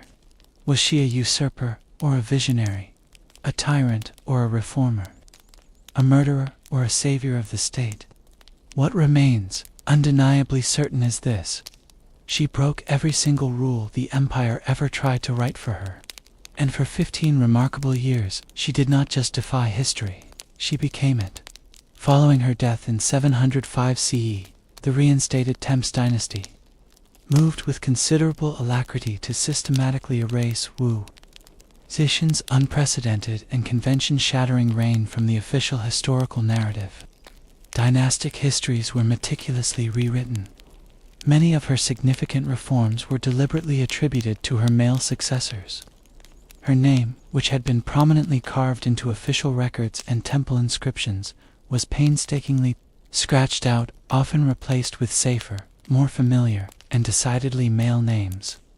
Yet, despite these concerted efforts by the state, Wu Zixin refused to simply vanish into obscurity. The common people remembered her. Scholars, even those tasked with diminishing her significance, could not entirely ignore her impact. Foreign emissaries continued to speak, often in awe, of the female emperor who had once ruled the most powerful empire on earth, and in a strange and ironic twist of fate, It was the very scholars and historians assigned the task of minimizing her legacy, who ultimately ensured its enduring survival. One can attempt to erase a name, but it is far more difficult to expunge a reign that so profoundly shaped an entire generation. Her accomplishments were, in truth, undeniable. She had elevated Buddhism to a position of unprecedented prominence, transforming it into a central pillar of imperial legitimacy. She had systematically restructured the civil service, making the crucial examinations more genuinely meritocratic, and thereby reducing the pervasive influence of aristocratic nepotism. She had successfully defended the empire's vast borders, launched effective military campaigns, and managed to keep internal rebellion largely in check. Impressive achievement that most male rulers could only aspire to. And for women, Wu Zixin's reign represented a brief, yet dazzlingly radiant, constellation in an otherwise dark and oppressive sky of subjugation. She appointed women to key positions of influence, provided funding for female education, and offered them unprecedented access to the levers of power. Her rule became a potent, almost mythic, precedent, tangible proof that a woman could not only survive the treacherous environment of the palace, but could also utterly dominate it. Still, her legacy remains complex and tangled. Later, Confucian historians, adhering to their patriarchal worldview, often painted her as a monstrous figure concealed beneath layers of makeup, a femme fatale who had seduced her way to supreme power and subsequently bathed her court in blood. Stories of her alleged cruelty were frequently exaggerated.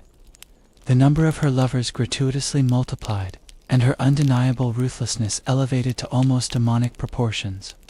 It was, for them, far easier to villainize her than to reluctantly admit that she had, in many respects, outperformed numerous of her male predecessors. However, modern historians have begun to diligently reevaluate her reign, seeking to balance the historical scales. Today, Wu Zixin is recognized not merely as a powerful woman, but as one of the most effective and consequential rulers in the entirety of Chinese history, irrespective of gender. Her reign, multifaceted, complex, and often contradictory, remains a compelling masterclass in statecraft, political survival, and astute ideological manipulation. She ruled in an era that vehemently dictated she should remain silent. She conquered a system meticulously built to crush her aspirations, and from the very ashes of its attempted erasure, her name still burns quietly, powerfully, and unforgettably. To comprehend Wu Zixin's reign is to understand the profound ways and underscore which she shaped the China of her time, not merely through edicts and executions, but through pervasive shifts in culture, ideology, and national identity. Her rule was not simply a political anomaly. It represented a significant civilizational pivot point. For one, she fundamentally redefined what it signified to be an imperial ruler. Traditional emperors typically surrounded themselves with Confucian scholars and seasoned war generals. Wu Zixin, in stark contrast, constructed her court around Buddhist monks, scholars hailing from humble backgrounds, and fiercely loyal officials who owed their entire careers to her visionary commitment to meritocracy. This strategic move fundamentally altered the entrenched power structure of the Tang dynasty. Under Wu Zixin's stewardship, the civil service examinations became notably more inclusive and intellectually rigorous. This, in turn, empowered scholars from poorer, non-noble families, marking a dramatic and consequential shift away from the aristocratic monopolies on power that had largely dominated Chinese governance since the Han Dynasty. In effectuating this change, she laid the essential groundwork for a more dynamic, highly educated bureaucracy that would endure long after her own death. Culturally, she is credited with sparking a veritable golden age of Buddhist art and architecture. Magnificent temples, soaring pagodas, and colossal statues were erected across the empire in her name and often in her perceived image. At the Longmen Grottos, A massive and awe-inspiring statue of Vairocana Buddha bears unmistakable facial features that strikingly resemble Wu Zixin herself, regal, serene, and seemingly all-seeing. These were not mere religious offerings. They were potent political monuments. Each meticulously crafted structure subtly whispered the same radical and transformative message: a woman could, indeed, embody cosmic order and righteous authority. She also audaciously changed the very language of rulership. Wu Zixin introduced dozens of new Chinese characters into official usage. Some intended to express abstract virtues, others specifically designed to glorify her own reign. While most of these newly minted characters vanished from common use after her reign concluded, the sheer audacity of crafting an entirely new script to describe a new and unprecedented regime speaks volumes about the scope and ambition of her vision. Perhaps most revolutionary of all was her skillful manipulation and redefinition of gender roles. By portraying herself as both a nurturing mother figure and an absolute sovereign, she ingeniously fused the intimate with the imperial. She did not directly challenge prevailing notions of masculinity. Rather, she effectively absorbed its attributes into her own multifaceted persona. She was at once the caring protector of her people and the ruthless enforcer of her will, the symbolic embodiment of both the dragon and the phoenix, the emperor and the empress. Her empire was admittedly not without its flaws. Dissent was punished harshly, and trust was an exceedingly rare and precious currency. But it functioned, it evolved, and it expanded under her capable leadership. And that undeniable fact, despite centuries of historical resistance to fully acknowledging her legacy, cannot be legitimately denied. Wu Zixin did not just rule the Tang dynasty, she fundamentally remodeled it. Wu Zixin passed from this world over 1,300 years ago, and yet the resonant echo of her extraordinary reign continues to ripple through China's vast cultural memory, a haunting, complex melody composed of brilliance, brutality, and bold, unwavering defiance. While her name was once systematically scraped from stone monuments and deliberately banished from official historical annals, time possesses a peculiar way of unearthing what history so often endeavors to bury. In the centuries that followed her death, she became an enigmatic paradox. In popular folklore, she was portrayed in a multitude of ways, ranging from a cruel, manipulative seductress to a divinely ordained and benevolent ruler. Opera troupes dramatized her life with great flair, sometimes depicting her as a tragic heroine, at other times as a ruthless, power-hungry tyrant. She was demonized, sanctified, profoundly misunderstood, and yet, through it all, never truly forgotten. No woman in the long and storied history of China has ever managed to match her astonishing climb to power or her ultimate attainment of the imperial crown. Others, certainly, held significant power as influential dowagers or regents, but none, before or since, ever dared to formally declare themselves emperor. None possessed the audacity to remake entire dynasties, to rewrite the very language of governance, or to stand entirely alone atop the world's most powerful and revered throne. And the enduring legacy of that singular, groundbreaking fact that she shattered the supposedly unbreakable rule of male sovereignty continues to inspire fervent debate and scholarly inquiry. To some, she remains a potent cautionary tale, a warning about the inherent dangers of ambition unbound, a femininity clad in the armor of power. But to others, particularly modern historians, feminists, and astute political thinkers, she represents something else entirely. She is viewed as a profound symbol of resilience, a compelling case study in raw, unadulterated political genius, and a stark monument to both the immense cost and the far-reaching consequences of daring to lead when you were never, by societal decree, meant to do so. Even today, Wu Zixin is more than a mere historical figure. She serves as a reflective mirror. In her remarkable rise, one can observe the grinding gears of systemic injustice inexorably turning, and in her subsequent reign, the precise moment when those gears were decisively, if temporarily, jammed. She did not just defy societal expectations, she utterly obliterated them. And yet, she also inevitably paid the steep price that often accompanies true greatness. Her legacy remains perpetually clouded by a degree of moral ambiguity. She utilized fear as effectively as she employed fairness.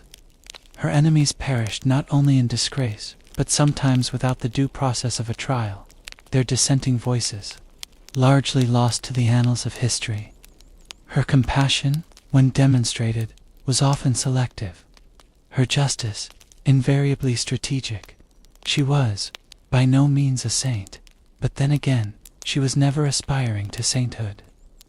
Wu Zetian ruled not to be liked, but to survive. And in the very act of surviving, she indelibly made history. And so she remains, the woman emperor who rose from the deep shadows of concubinage, who boldly walked into a world that vehemently told her no, and who answered that denial with the irrefutable statement of a throne. In a land traditionally dominated by dragons, she audaciously crowned herself the phoenix, and in that symbolic flame, she eternally burned her name into the fabric of eternity. In the ancient world, a road was not merely a matter of convenience. It constituted a potent declaration of power. The very moment a ruler decreed that a road should be carved through dense forest, arid desert, or formidable mountain ranges, the primary objective was seldom the ease of travel. It was fundamentally about control. Roads were the tangible manifestation of empire in motion. Unlike rivers or oceans, whose courses were dictated by the immutable forces of nature, roads were deliberate human impositions upon the landscape. They cut decisively through challenging geography, effectively tethered distant, remote outposts to the central capitals, and served as a constant reminder to everyone, from humble merchant to potential rebel, that civilization possessed an extensive and formidable reach. A well-constructed and maintained road signified that troops could be mobilized with remarkable speed, taxes could be collected with enhanced efficiency, and valuable goods from the frontier could be reliably transported to the very heart of the empire. The earliest known roads date back to Mesopotamia, around 4000 BCE. These were not the paved highways of later eras, but rather compacted dirt paths, primarily utilized for wheeled carts and trade caravans. Even in that distant epoch, societies had already grasped a crucial insight. When people move, ideas, goods, and influence inevitably move with them. And whoever controls the construction of the path invariably controls the subsequent flow. In ancient Persia, the famed royal road stretched for over 1,600 miles, from Sardis to Susa. It was impressively equipped with way stations, designated rest areas, and a system of royal couriers who could traverse the vast empire at record-breaking speeds. The historian Herodotus claimed that a message could travel the full length of this road in a mere 7 days. That velocity was not just impressive, it was deeply intimidating. It signified that the king's edicts and commands could reach every remote corner of the empire within days, rather than weeks, thereby cementing his authority. However, it was the Romans who truly perfected the road as an indispensable instrument of imperial power.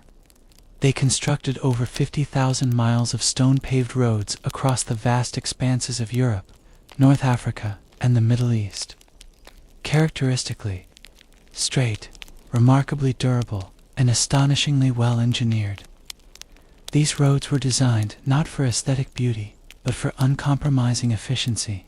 Marching legions, vital grain shipments, and swift imperial messengers all depended critically on that solid stone beneath their feet. Roman roads often originated with military purposes in mind, but their civilian impact proved to be just as transformative. Farmers could more easily transport their goods to burgeoning markets. Travelers could traverse entire regions with a greater degree of safety and predictability. Cities became intricately linked, not just by political decree, but by the enduring presence of stone and the sweat of countless laborers. In every civilization that achieved lasting significance, the road was never solely about transportation. It was fundamentally about transformation. Because to build a road was to intrinsically reshape the land, and in doing so, to reshape the very power that ruled over it. If the ancient world possessed an engineering superpower, it was unquestionably Rome, and their most formidable tool was not merely the aqueduct or the arch. It was the road. Roman roads were not simply pathways. They constituted the very skeletal structure of a sprawling empire. The famous adage, "All roads lead to Rome," was not merely metaphorical. It was a literal, logistical reality. The Romans meticulously constructed over 50,000 miles of roadstone laid, expertly drained, and characteristically arrow-straight. These arteries of empire connected Britain to Egypt, the Rhine to the Danube, and every strategically vital military outpost situated in between. These roads effectively made the vast empire feel smaller, faster, and significantly more manageable. Roman engineers adhered to a precise, proven formula. First, they selected a route, not necessarily the easiest path, but often the most direct one. Then followed the critical phase of surveying, employing sophisticated tools such as the groma, for establishing right angles and measuring distances. Once the path was definitively set, they commenced the arduous process of excavation. A Roman road was meticulously built in layers, much like a cake of conquest. The bottom layer, the stadamen, was composed of large, foundational stones. Above that lay the rudis, a mixture of crushed stone and lime. Next came the nucleus, a layer of compacted sand or fine gravel. Finally, the summum dorsum, the paved top surface, consisted of interlocking stone slabs, often crowned in the center to facilitate efficient water runoff. The result was a road capable of withstanding centuries of harsh weather, the passage of countless hooves, and the tread of innumerable sandals. Some of these ancient roads are, remarkably, still in use today, but the engineering prowess was only half the story. Roman roads were accompanied by a comprehensive infrastructure, including mile markers, designated rest stops, and way stations, known as mansiones, where officials and messengers could rest and resupply. The cursus publicus, Rome's highly efficient courier system, utilized these roads to transmit messages across the empire at astonishing speeds, achieving nearly 50 miles a day in some instances. And these roads conveyed more than just mail. They moved legions. A rebellion in Gaul, a skirmish in Judeo-Roman troops could march hundreds of miles with a swiftness that often caught their enemies completely unprepared.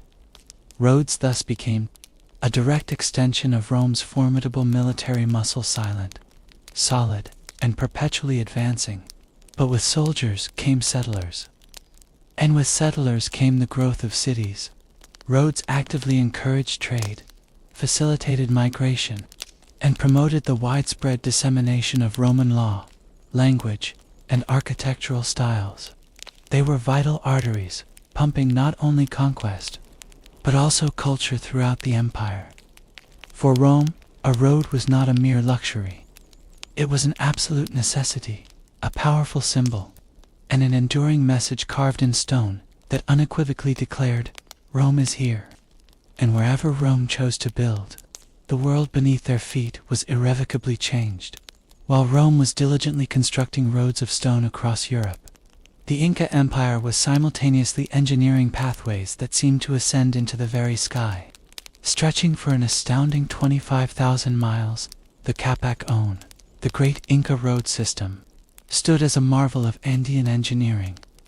It masterfully tied together one of the most geographically challenging landscapes on Earth, effectively connecting arid deserts, dense jungles, and towering mountains that soared to altitudes exceeding 13,000 feet. And the Inca accomplished this monumental feat entirely without the benefit of the wheel, without draft animals more substantial than the llama, and without metal tools in the European sense of the term. This was not merely a road system, it was the very spine of a vast and complex empire.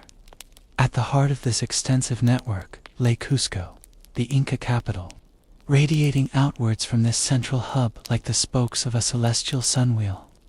The roads intricately linked provincial centers, crucial military outposts, vital agricultural hubs, and sacred religious sites. The most renowned stretch of this system is the iconic Inca Trail, which meanders its way through breathtaking scenery to the legendary citadel of Machu Picchu. However, that famous trail was but a single thread in a vast, intricate imperial web. The roads themselves varied considerably in size and method of construction.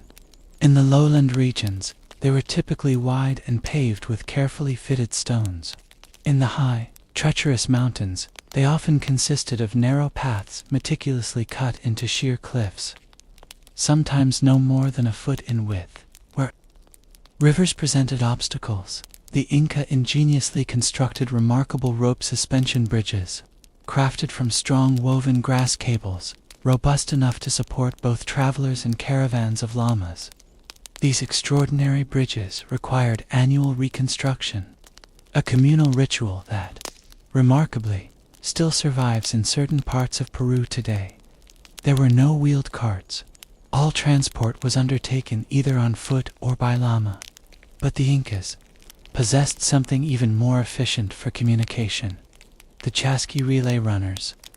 These highly trained messengers sprinted between tambos, or designated rest stations, which were strategically built every few miles along the roadways. Messages, essential food supplies, and even fresh fish procured from the distant coast could reach the emperor in Cusco within a matter of days. This sophisticated system enabled the vast empire to function with astonishing speed and coherence, despite the complete absence of a written script. But the roads also held profound spiritual significance. Many of them followed Sikhs, sacred lines that radiated from Cusco to important shrines and revered mountains. Travel along these routes was not merely a practical endeavor, it was imbued with symbolic meaning. Each step taken reinforced the established imperial order and promoted a sense of religious harmony throughout the realm. The Capek owned was not a Roman-style conquest machine. Rather, it was a vital tether, a sophisticated means of holding a vertically oriented empire together. From snow-capped peaks to arid coastal deserts, these roads made unity and governance possible. And though much of this incredible network has vanished over time, some stretches still endure, their stones fitted with such precision, without the use of mortar, that they continue to bear footsteps after 5 centuries. The Inca did not just conquer the Andes. They skillfully stitched the vast and challenging terrain together, one carefully constructed path at a time. Centuries before the rise of Rome, and far removed from the lofty Andean peaks, another formidable empire meticulously stitched together. Its vast and diverse territory, with enduring stone and sophisticated strategy, the Achaemenid Persian Empire. And at its very heart ran the celebrated Royal Road, a 1,600-mile engineering triumph that stretched impressively from Sardis in Lydia, modern-day Turkey, to Susa, one of the principal Persian capitals, commissioned by Darius the Great in the 5th century BCE. The Royal Road was not merely a conduit for moving goods. It was a critical political artery, a tangible demonstration of imperial sophistication, and one of the earliest true long-distance highways in recorded history. The Persians did not invent roads, but they standardized them, militarized their use, and made them the indispensable foundation of their complex bureaucracy. Their skilled engineers meticulously scouted routes that artfully balanced the challenges of terrain with the necessity for directness, skillfully avoiding treacherous swamps and, when unavoidable, scaling formidable mountains. The result was a surprisingly smooth and remarkably fast connection across a continent-spanning empire. The Greek historian Herodotus wrote with admiration that royal messengers could traverse the entire length of the Royal Road in a mere 7 days a journey that would have typically taken an ordinary traveler approximately 90 days to complete. How was this incredible speed achieved? Through an ingenious system of relay stations. At intervals of every 15 to 18 miles, there were strategically placed posting stations equipped with fresh horses and essential supplies. Couriers would swiftly switch to rested mounts and continue riding at top speed, a system that remarkably prefigured the Pony Express by over 2 millennia. But these roads were not exclusively for messengers. Merchants, military units, diplomats, and tax collectors utilized them constantly and extensively. The Royal Road played a crucial role in knitting together a multi-ethnic empire that encompassed diverse peoples, including Greeks, Medes, Egyptians, Babylonians, and many more. It made possible something truly extraordinary in the ancient world: effective central oversight and governance of distant, far-flung provinces. Road guards ensured safety along the routes, and strategically located caravanserais provided essential shelter and provisions for travelers. The entire system relied heavily on meticulous maintenance and unwavering order, two aspects at which the Persian bureaucracy excelled. Dedicated road crews were regularly deployed to repair any damage, and tolls were sometimes collected at crucial river crossings or strategic mountain passes. The Persians also pioneered the use of road markers and milestones, invaluable tools for accurately measuring distances and ensuring consistency across various regions. These innovative practices would later find echoes in the road-building traditions of Rome and Byzantium. The Royal Road did not survive the eventual fall of the Persian Empire intact, but its profound influence lingered for centuries. Alexander the Great notably utilized it during his invasion of the empire. The Romans later expanded upon the fundamental concept. Even today, modern highways in the region often follow parts of its ancient, storied route. It definitively proved one powerful, enduring idea. An empire is not ruled by the sword alone. It is ruled by the speed of a message and the inherent strength of the road upon which it travels. While the Romans were meticulously laying stone foundations across Europe and the Incas were diligently carving intricate trails through the Andes, another significant empire was concurrently and quietly constructing a road network that would profoundly shape the world in a distinct, yet equally impactful manner. Han Dynasty, China. Han Dynasty China. Their roads did not merely connect cities. They effectively stitched together an entire civilization and crucially fueled the rise of one of the most legendary and transformative trade systems in all of human history.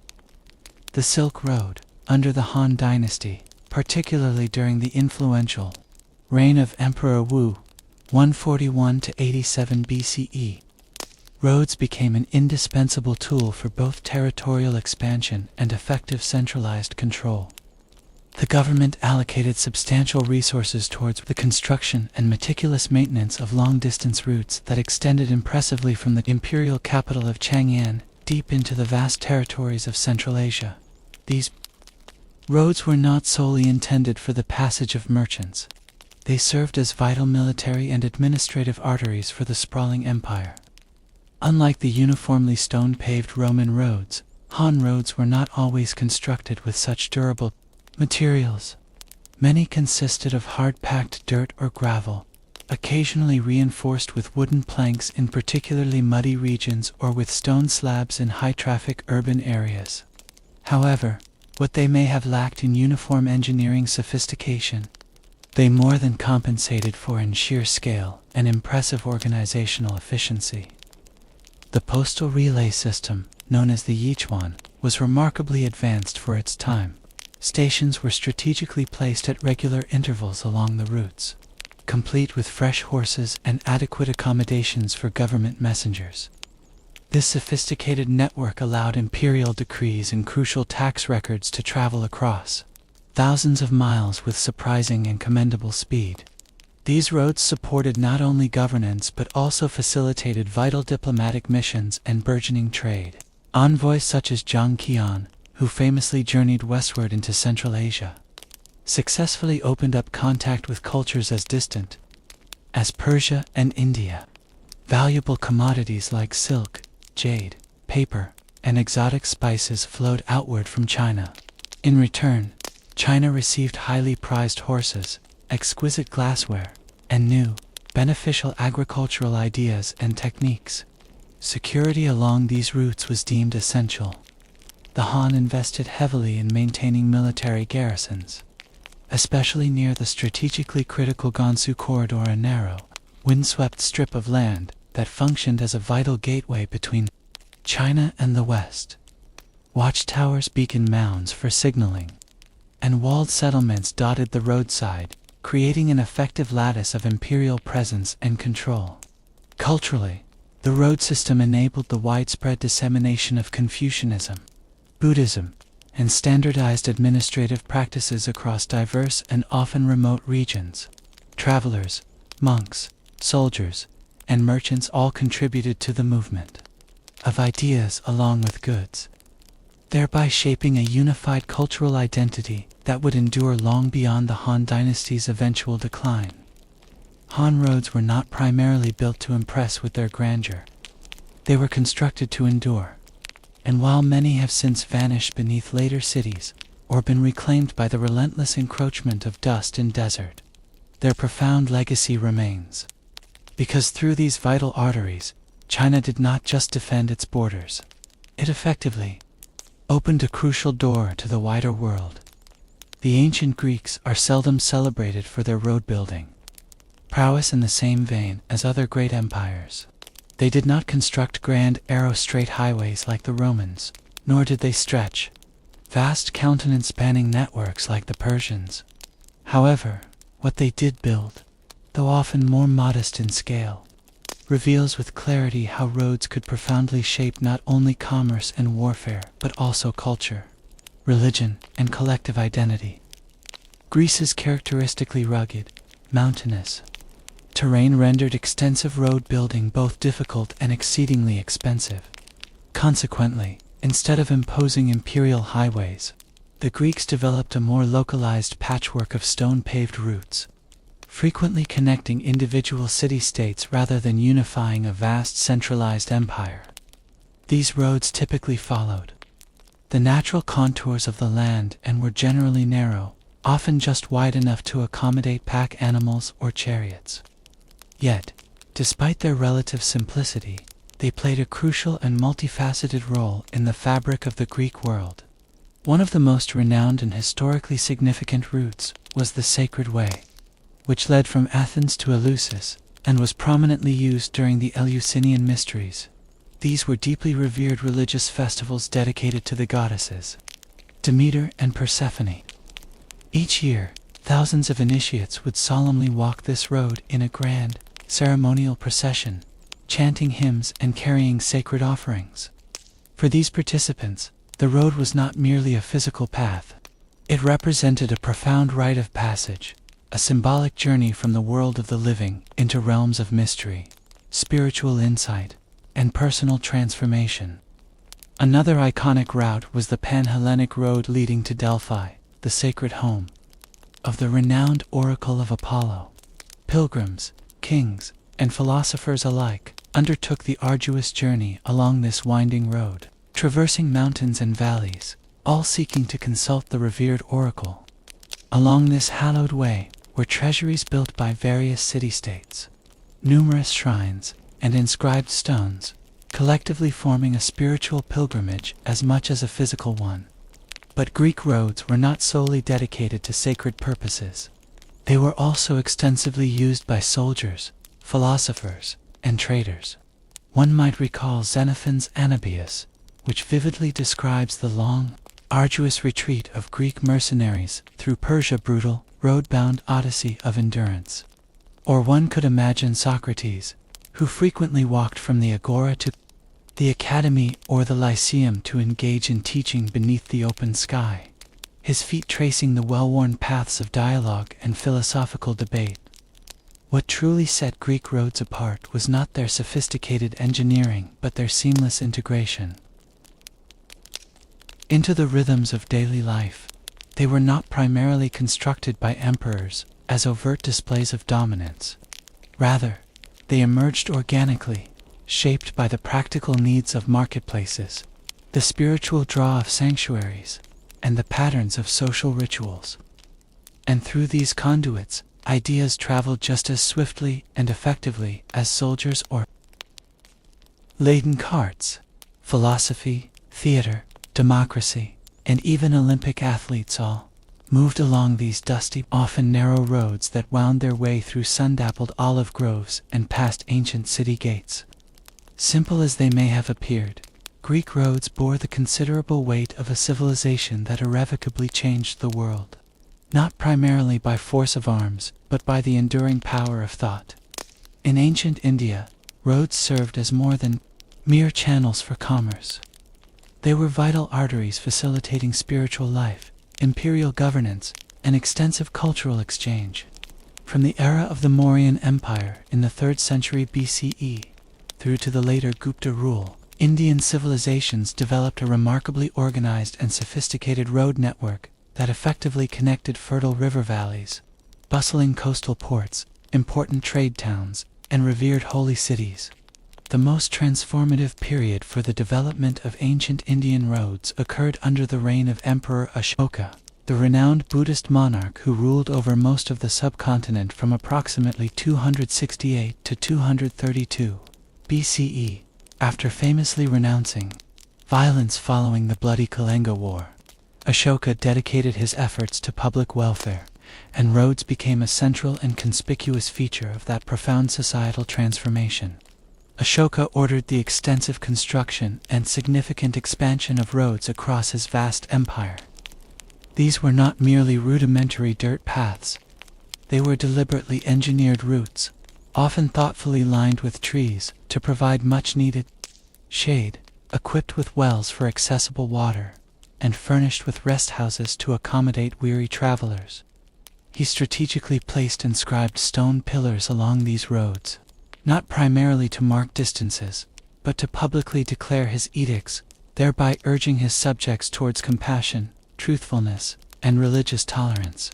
It was a form of governance, achieved through high visibility and direct communication. The most famous of these ancient roads ran from Pataliputra, modern-day Patna, all the way to the northwest frontier, effectively connecting the fertile Ganges plain to regions in present-day Pakistan and Afghanistan. This particular stretch later became an integral part of the northern trade route that would eventually evolve into the legendary Silk Road, linking India to distant lands such as China, Persia, and the Greco-Roman world. Indian roads carried far more than just material goods. They were conduits for faiths and philosophies. Buddhist monks traversed these roads to diligently spread their teachings. Hindu pilgrims utilized them to undertake sacred journeys between holy rivers and revered temples. Even Jain sages often took to these routes in quiet, contemplative journeys. The roads thus became crucial bridges between diverse ideas and belief systems. Trade flourished along these networks. From the eastern coast, valuable goods such as spices, fine textiles, ivory, and precious gems traveled inland and then outward, eventually reaching bustling Roman ports and distant Central Asian markets. Roads interconnected major urban centers, like Taxila, Ujjain, and Varanasi, each a significant hub of commerce, scholarship, and cultural activity. Although many Indian roads were not paved with stone in the manner of Roman thoroughfares, they were diligently maintained on a seasonal basis, especially before the onset of the monsoon rains. Engineers employed materials such as gravel, wooden planks, and compacted earth, often elevating the roadbeds slightly to prevent flooding. What made India's ancient road system particularly unique was not its brute force construction, but its inherent plurality of purpose. These roads served kings, farmers, saints, and scholars alike. They did not just connect empires. They connected diverse worldviews. And in that distinctive blend of purpose, part political, part spiritual, part economic, India paved not just physical roads, but also vital pathways to cultural and intellectual influence that would stretch far beyond its geographical borders. Ancient roads were not simply flat, unimpeded paths stretching across the landscape. They were often remarkable feats of engineering that successfully overcame formidable natural obstacles such as rivers, deep ravines, and rugged, mountainous terrain. To construct effective and durable roads, ancient civilizations had to master the intricate arts of bridge building, sophisticated drainage systems, and robust, long-lasting construction techniques. The Romans were undisputed pioneers in the field of bridge engineering. Their extensive road networks frequently necessitated crossing vast rivers, which they accomplished using magnificent stone arch bridge structures capable of supporting heavy loads and enduring for centuries. The Pons Aemilius in Rome and the impressive Alcantara Bridge in Spain stand as prime, enduring examples of their skill. The Roman arch, a key architectural innovation, utilized precisely cut keystones and carefully shaped stones to distribute weight perfectly across the structure. Their bridges were not merely practical. They also served as potent symbols of imperial power, designed to invite awe and command respect from all who beheld them. However, the Romans were not alone in their bridge-building ingenuity. The Inca, confronted with wild, turbulent rivers cutting through deep Andean gorges, ingeniously developed rope suspension bridges. These were skillfully crafted from strong woven grasses and resilient vines, resulting in bridges that were lightweight, yet incredibly strong. These structures required annual rebuilding, a communal task undertaken by local communities and rituals that, remarkably, are still practiced in some remote areas today. Crossing these swaying bridges was not just a physical challenge but also a significant cultural one, effectively binding communities to the land and to each other. In ancient China, engineers developed sophisticated beam bridges and practical pontoon bridges. The famous Jiaozhou Bridge, constructed during the Sui dynasty and completed in 605 CE, holds the distinction of being the world's oldest open spandrel stone segmental arch bridge. It masterfully combined aesthetic grace with remarkable engineering principles, allowing heavy traffic to safely cross the Shao River for many centuries. Drainage was an equally critical consideration for road longevity. Roman roads were characteristically crowned, or raised, in the center to allow rainwater to shed quickly, with ditches strategically dug on either side to carry the water away. In the wet, monsoon-prone lands of India and Southeast Asia, roads were often elevated on causeways or constructed with multiple layers of gravel to prevent damaging washouts during heavy rains. Some empires even built roads with several distinct layers of materials: compacted soil, large stones, gravel, and finally, paving slabs to ensure maximum durability and resilience. Beyond the construction of bridges and the implementation of effective drainage, the establishment of way stations and the placement of mile markers along ancient roads provided travelers with essential rest, necessary supplies, and crucial orientation, serving as early precursors to modern highway rest stops. These significant engineering achievements did not merely facilitate movement. They profoundly shaped economies, influenced the conduct of warfare, and fostered cultural exchange. A well-built bridge could mean the difference between an army successfully crossing into enemy territory or being decisively stopped in its tracks. A well-maintained road could ensure the survival and prosperity of a city through vital trade and reliable communication. Ultimately, the sophisticated engineering behind ancient roads was a clear expression of human ingenuity, a testament to how societies ingeniously adapted to and effectively reshaped their environments in order to move people, goods, and ideas across vast and often challenging landscapes. Throughout the course of history, ancient roads represented far more than mere physical pathways. They were the essential lifelines that enabled empires to thrive, to expand their territories, and to endure through time. These roads effectively connected distant cities with remote villages, thereby facilitating the crucial trade, communication, and cultural exchange that came to define entire civilizations.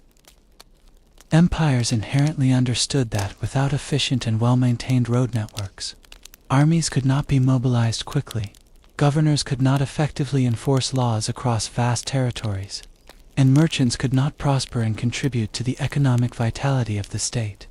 Roads played a pivotal role in shaping major economic hubs, actively encouraged urban growth and development, and even significantly influenced the spread of religions, philosophies, and artistic styles.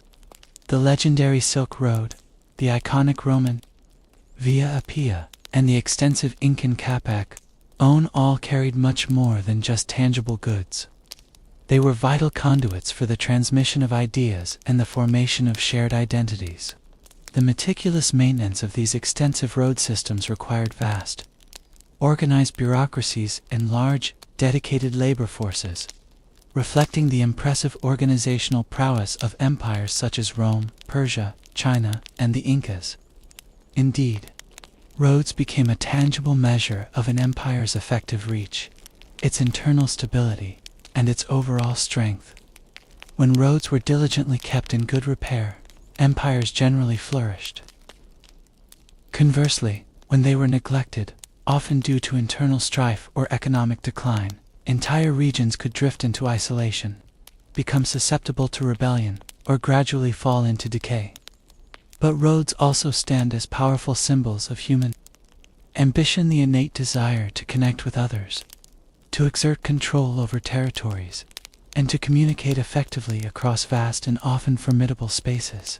They clearly demonstrate how early engineers and visionary leaders perceived geography not merely as an unyielding barrier, but rather as a vast canvas upon which to reshape the world according to their needs and aspirations. Today, many of these ancient roads lie buried beneath modern highways, while others remain preserved as invaluable archaeological treasures, offering glimpses into past ingenuity. They serve as a constant reminder that the infrastructure we often take for granted in our daily lives was once a monumental achievement, painstakingly paved with the sweat, stone, wood, and unwavering ingenuity of countless individuals. The enduring legacy of ancient roads is palpably alive in every journey we undertake, every letter or message sent across distances, and every intricate trade route that links our increasingly globalized world. They are, in essence, the silent architects of empire, culture, and civilization itself. In summary, the story of ancient roads is fundamentally the story of humanity itself, ever on the move, perpetually building bridges, both literal and metaphorical, across the vast expanses of time and space.